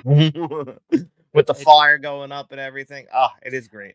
It's such a great shot. And listen, for a movie that is like, it's still, I don't think it's as popular. I still don't think it's as popular as some would make you believe in the franchise. I do think is the following of this movie has grown over the years. I never had a problem with it. I always loved this entry into the franchise. But you have to say, even with all that, this has to be one of the most famous scenes in the whole movie, that are shots in the whole movie when he says that line. Yeah, well, I'm not a big fan of this film, but I always liked this whole sequence, and I love that shot, and I love that line delivery. Like all things that always stand out, and it is some of the best in the entire franchise, and it happens in this movie. Yeah, it's so good, and as I say, Freddy's so scary and menacing in this scene as well. Excuse me. So meanwhile, Lisa's dad has got his gun, his shotgun, and he comes running out in his pajamas, his gut hanging out. Yeah. Why should I call him skinny for? Make him feel better about himself. Maybe so. Yeah, maybe that's what it is. Or he used to be skinny. He's just not anymore. Yeah, it could be that. I think he's just like he knows he's getting fat, and she's like being like, okay, let's go bang a little bit. Come on, skinny. Like, oh, it makes me feel So good. skinny. Yeah. Mhm. Okay. Hot shot. Um, Mhm. so he takes aim and misses by about 18 feet. He's But never it's done not, this before. yeah, well, it's not 18 feet, but but he misses, and he hits a salad bowl at the other side of the pool. Uh, Seems like it's the other side of the pool, and even Freddy looks disgusted. He turns and looks at him like, "What? Really?" Mhm. That's And all you got, huh? Mhm. yeah, could you not hit me from there with a Mhm. shotgun? And his dad the dad is like, "Oh shit!" and he reloads, but Lisa stops him from firing at Freddy, and he says, "What the hell are you doing?" So Freddy and Lisa hold each other's gaze for a split second, right? And then Freddy struts out of the out of there. The, the kids part through the fence, combusting into a ball of flames. And I love this music.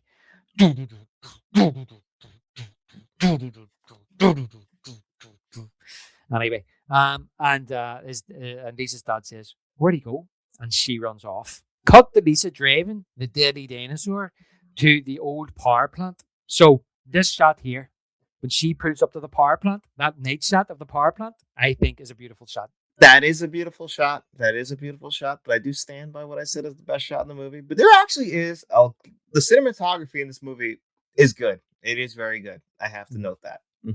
Mm. No, listen, I'm not saying it's better than the shot that you have said. I just took note of this one, this particular one here. No, David, I want the win. No, I'm gonna have to go back and look at your shot, John. Okay, I'm hurt. Um, where am I? Mhm. She ties a rag around the wound on her leg. Now, talking about cinematography and choices and decisions and nice shots and all that business. Did you notice the lighting in these scenes are red and green? Yes, I did. Here we go.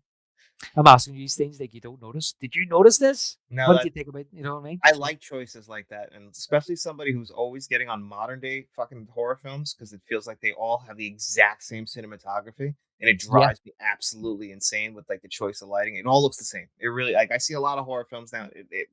Sometimes it's not, but even in a movie like this back in the '80s, there was Hmm. somebody trying.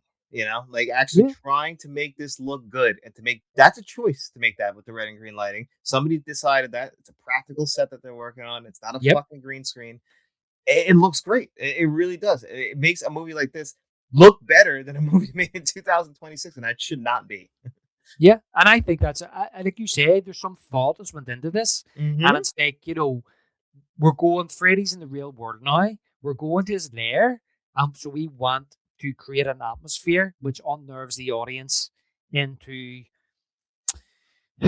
being in Freddy's world, essentially. So what we're going to do is we're going to replicate the stripes on his sweater in light and lighting, and it's thought out. You can see the red, you can see the green, and as she ventures through this kind of old power plant, they use that color theme all the way right through till the end, and Mm-hmm. it's absolutely brilliant. But before she goes in, Lisa's confronted by two dogs with well, I thought they were babies' faces I was guarding the wondering entrance. what those dogs are fucking scary. Yeah, but it's just pretty weird. And I believe what they done was they put rubber masks on the dogs' heads. Mm. And I remember actually, see, I didn't do too much research for this movie, to be honest, John, but I've watched lots of things over the years to do with the Elm Street franchise. And I remember actually, I think it was the special effects guy that done this. The dog said that he was working on another movie and he didn't have much time to spend on doing this effect, and he regrets not taking a wee bit more time and care with it. That's why it looks so shabby. But then I was watching something today, and the person said that some people in the Elm Street community say that it's the faces of Freddy's two victims. So, in other words, it's supposed to be Schneider's face and Grady's face. Hmm. That could just be like trying to add something to it that's not there just to give it some more complexity. Yeah, because I paused it and looked at them and went, I don't know what that looks like. I actually think it's effective because it does make me uncomfortable. Yeah, yeah, it's weird. I just wrote it's weird, and it is, and that's fair enough because what Freddy's trying to do now is scare her away, stop her from coming in, and she's read the diary, so she knows that fear is what he feeds off. Hmm. So she closes her eyes and walks through. So I talk about shots in the movie, John. This is actually my favorite shot of the movie. So I love this wide aerial shot of her walking into the plant as it pans out, and this is something I bet you didn't know. If you look at the top right hand corner of the plant from that wide shot, it's kind of zooming out, you can see Freddy on the upper catwalk walking across. No, I definitely didn't see that. There you go. I knew you would. All right, you win. I win. I All win. right, you win, David. Now You got me. it's one each. So yeah. So I just like this shot here just looks so gothic. It does. I love it. Like I said, for a horror movie like this, it didn't have to go this hard, but they did. It looks great. They shot a good movie. Yeah, it looks good. So Freddy's scratching the pipes, all very reminiscent of part one. Lisa hallucinates. Her wound is infected with bugs, like red ants or something. And then, she realizes it's not, and then she's climbing up the ladders, and she sees a rat, and then a cat jumps down and eats it. And she runs and she falls, but then Freddy starts chasing her, and he tells her that Jesse's dead. And just as he's about to slay Lisa, Jesse comes through. Lisa says, "I love you, Jesse," and Freddy weakens. Mm-hmm. And Lisa tells Freddy she's taking Jesse back, and Freddy can go straight back to hell. You son of a bitch. So Lisa stands up to Freddy, shows him no fear, takes Freddy's power away, and Lisa tries to kiss Freddy. He pushes her away, and the catwalk starts to burn. So does Freddy. He melts and bursts into flames into a smoldering heap. So the fire's out. The fires go out, and Jesse emerges from the remains. Lisa's crying and hugs him, and we fade to black. So, how do you feel about that ending, John? It's very similar to the ending of the first one, actually. Kind of like how you basically that's how you weaken Freddy. Like I'm taking the power back now instead of like, but it's like through love. So love conquers all, and this is what's going to conquer this is that she Yes. loves Jesse.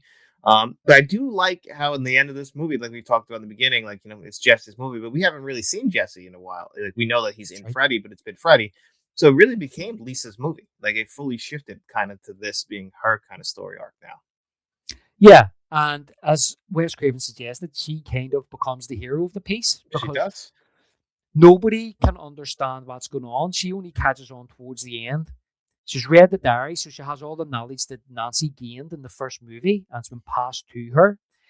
But the difference is she can't turn her back on Freddy and walk away because part of Freddy's now Jesse, and she has to save Jesse. So Gotta save essentially, Jesse. she saves Jesse by confronting Freddy and taking his power away and not being afraid, as you say, 100%. Totally agree with you. It's very, even though a lot of people say, oh, this is completely different than the first one, it's not.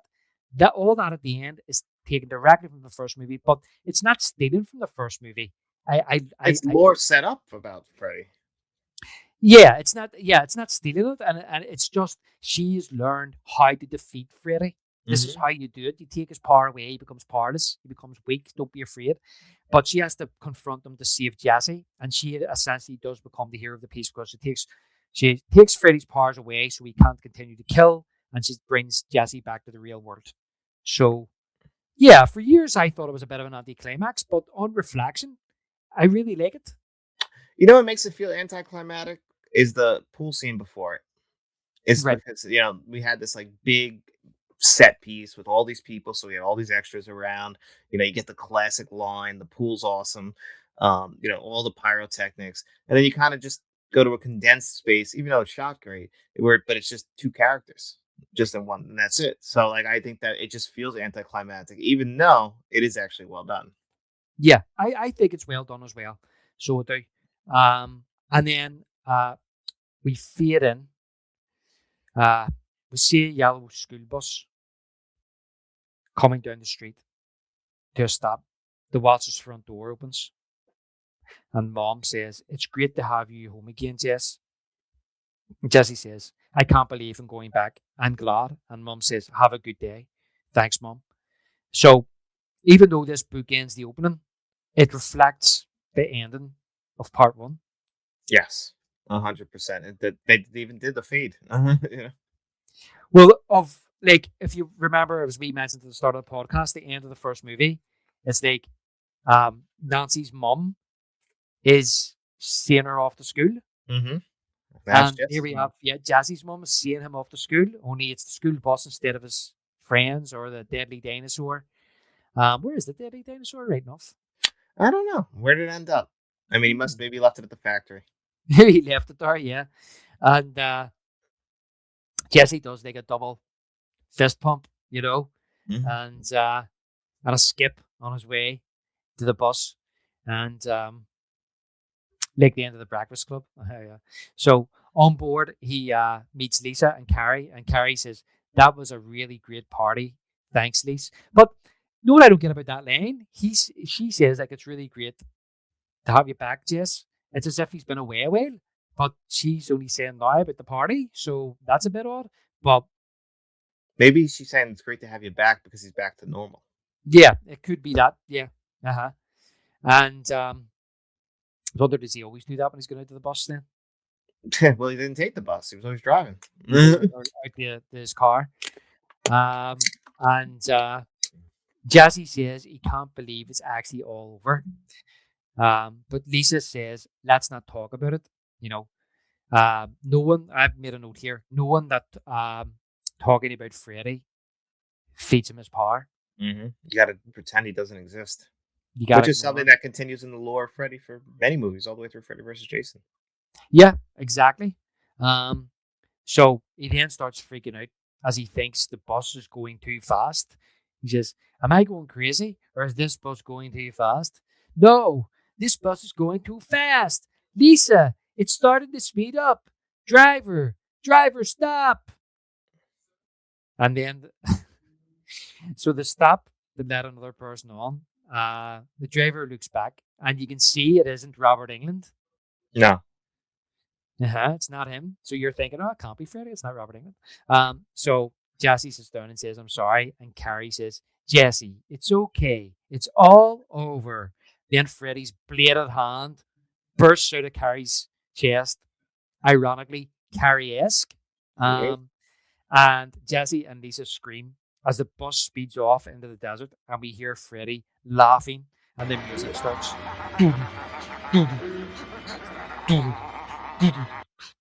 A great bookend to the movie. Fade to black, and the song starts. "Did you ever see a dream walking" by Bing Crosby? Now I'm led to believe that in the theatrical version, the original theatrical version, they actually played the score from the opening sequence at the end credits. For some reason, they didn't have that song, but there you go. That was Nightmare on Elm Street Part 2, Freddy's Revenge. He got some revenge. Mm-hmm. So I enjoyed that. I enjoyed it this time around a little bit more. I still don't love this movie. I gotta be honest. I still think Freddy's Dead's better. But this movie is much better crafted, I have to say. Yeah. In some aspects, like you said, we pointed out some continuity errors in there. Some stuff just doesn't necessarily work. You can read it a certain way, like the LGBTQ stuff. Like, I like to read it that way because it makes the movie a little bit more interesting. So at least it's like something to say in the subtext of the film. But still, I don't feel like the acting is very good in this movie at all. And that kind of like does drag it down a little bit. It also makes it a little bit funny. It's not the worst entry in the franchise, which I used to say it was. So it has grown on me a little bit. But I know that I don't want to be the one that's why I wanted to start this off with our final thoughts, because I know that I'm a little bit more negative than you, who's a little bit more positive on this film. Yeah, no, that's fine. And I think that if you got yourself a goddamn methadone clinic, you would enjoy it a bit more. Probably. No, as I say, first of all, I just want to say that the box office made $30 million in the US box office, which was a higher US gross than the original. So Still not a huge hit, but I mean, I guess for the 80s, but it did only have a $3 million budget, so it made 10 times its budget. well, the original, what was it, just over $1 million, and it took 25 million in the US, 50 something like 57 million worldwide. I'm not sure what this made worldwide, but for a $3 million budget to make 10 times that, that was a big hit at the box office. So my closing thoughts on it, John, is the sequel to Wes Craven's 1984 A Nightmare on Elm Street breaks all the rules. However, it is an atmospheric and scary entry into the franchise, with Robert Englund putting in one of his most menacing performances as the demonic Freddy Krueger. Yeah, he does a good job. That's another thing that does stand out. Robert Englund is great, and Freddy is scary still. So if you're somebody who might not like Freddy in the later films, where he just basically becomes a Looney Tune, which I do like. A punchline. Yeah, he's there to bang out one-liners like he's Arnold Schwarzenegger, which is the '80s. If you're still into him being a scary, menacing villain there to that's actually a murderer that you believe is a murderer. Yeah, Nightmare on Elm Street 2 is still a continuation of that from the first Yeah. Nightmare that wouldn't really come back until we get to a new Nightmare. You see, this is the thing about, I'd mentioned there about breaking the rules. That was always kind of the complaints that I used to see about the second movie when I first went on the internet about people that didn't like this movie. They pointed out that, as Wes Craven, the part of the reason why he didn't come back was that you're breaking the rules of the first movie. You're bringing him into the real world. Freddy should be staying in the dream world.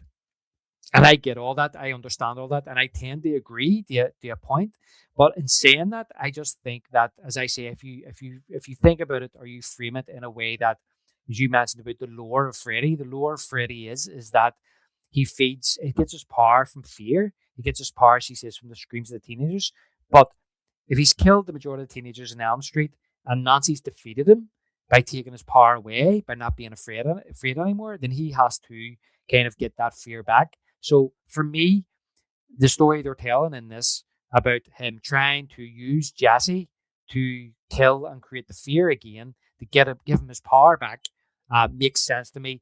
As I said earlier, as a bridge from part 1 to part 3, and I think it makes again for a perfect setup for part 3 and Dream Warriors. I agree. I think it's a very good film, just not a great film. I'll be very fair to it. I'm trying to be positive, but it's still like in the second half of the franchise for me. But this is a franchise I really enjoy. That's the thing. Yeah. They had a 4K Steelbook release of the entire franchise that came out last year. I like to watch these movies. So even if I think it's like a lesser entry, I still don't hate it. I'm still gonna watch it. This isn't my last time watching A Nightmare on Elm Street 2. Unlike other franchises, like where I rewatched Jurassic World, and I was like, you know what? I never need to watch that movie again. I'll die a happy man. But A Nightmare on Elm Street 2 will hit my player one more time, at the very least. Yeah. And then you can dance around your room. Well, I was already doing that. Oh, nice. I love to sing and dance. Yeah. Just not good. But yeah, we hope you guys enjoyed this show. David, do you want to tell them what we're doing next on the Let's Talk Movies podcast? Yeah. So next up on the Let's Talk Movies podcast, we will be having a wee bit of Pulp Fiction. Mm-hmm. Make sure you guys brush up on Ezekiel 25:17. Yep. Spent some time with Vincent and Jules. Yes, Jules and Vincent. Mm-hmm. Yeah, I'm very excited about that. Living Marcellus Wallace's world a little bit. Will you be dressing up as the Gimp? I've actually got the Gimp costume here in the wardrobe here, John. I don't know. Maybe I'll dress up as maybe Jules or Vincent. I'm not sure. Not sure. Or I'm not. I don't know. There's plenty you could choose from, isn't there? Oh yeah, you can. There's a lot of guys in this movie. You can dress up like a cop and dress up like Zed. Unfortunately, we've lost. We've lost Peter Zed. Green. Yeah. Yeah. Or what do you call the other guy who runs the shop? The guy the guy that says Spider caught himself a couple of flies. He's like, Spider's just caught a couple of flies. Yeah, I hope that it should be a good one, John. As I say, we'll have our work cut out for us because it's dialogue heavy. So, but we'll make a good go of it. I know it's one of your favorite films of all time. Second favorite film of all time. Your second favorite movie of all time. I'm a big fan. And as I say, we done Reservoir Dogs last year, and our whole intention was, my whole intention was that I love Reservoir Dogs. That's my favorite Tarantino movie. But the thing is that I knew that we have to do Pulp Fiction next, because we have to do Pulp Fiction at some stage, and we may as well start with Reservoir Dogs first, and then we can do Pulp Fiction. Yeah. So I'm looking forward to this one, and yeah, so it should be good. Yeah, well, I can't wait. I'm very excited about it. But guys, we want to make sure you guys like, share, and subscribe here on YouTube. But this is also available on Spotify. All of our shows are now available on Spotify if you just want to listen to them. At this point, by the time you're listening to us, all that's been put up is the episodes that we've done this year. So, like For Your Eyes Only, Teenage Mutant Ninja Turtles, and Jurassic Park, as well as Jaws. So, I think only part 1 at this point. I could be wrong on. Yeah, So part 1. Part 2 will be also coming on there. So we'll slowly start rolling that stuff on the Spotify. So if you don't want to watch this on YouTube with ads, and you want to hear it ad free, it's over on Spotify. Give it a follow. And Yeah. that's a good way to actually listen to this. If you just want to, like, not have it in your pocket with this running, and you just want to listen to the audio and not have to worry at all while you're out walking the dogs, at the gym, Yeah. doing whatever, cleaning your room. These are the things you can do. Cleaning your room, yeah. Instead of listening to Touch Me All Night Long. Yeah, and John, you're right. That's what I actually find. I find that as well, that I sometimes I do a run through listening to your show, just make sure everything's all right. And I like to listen to it on Spotify when I'm walking the dog, because it's better than having YouTube open. So it's another option there for people, and it sounds great. So it does. The sounds really, really good. So as John says there, we should have Jaws out, and then we'll have Elm Street. They'll have this episode, and then we'll have Jaws 50th anniversary edition part 2 after that, and so on. So on and so forth. So yeah, we hope you guys enjoyed this. And again, like, share, and subscribe. Tell your friends. We'll see you next time here on the Let's Talk Movies podcast.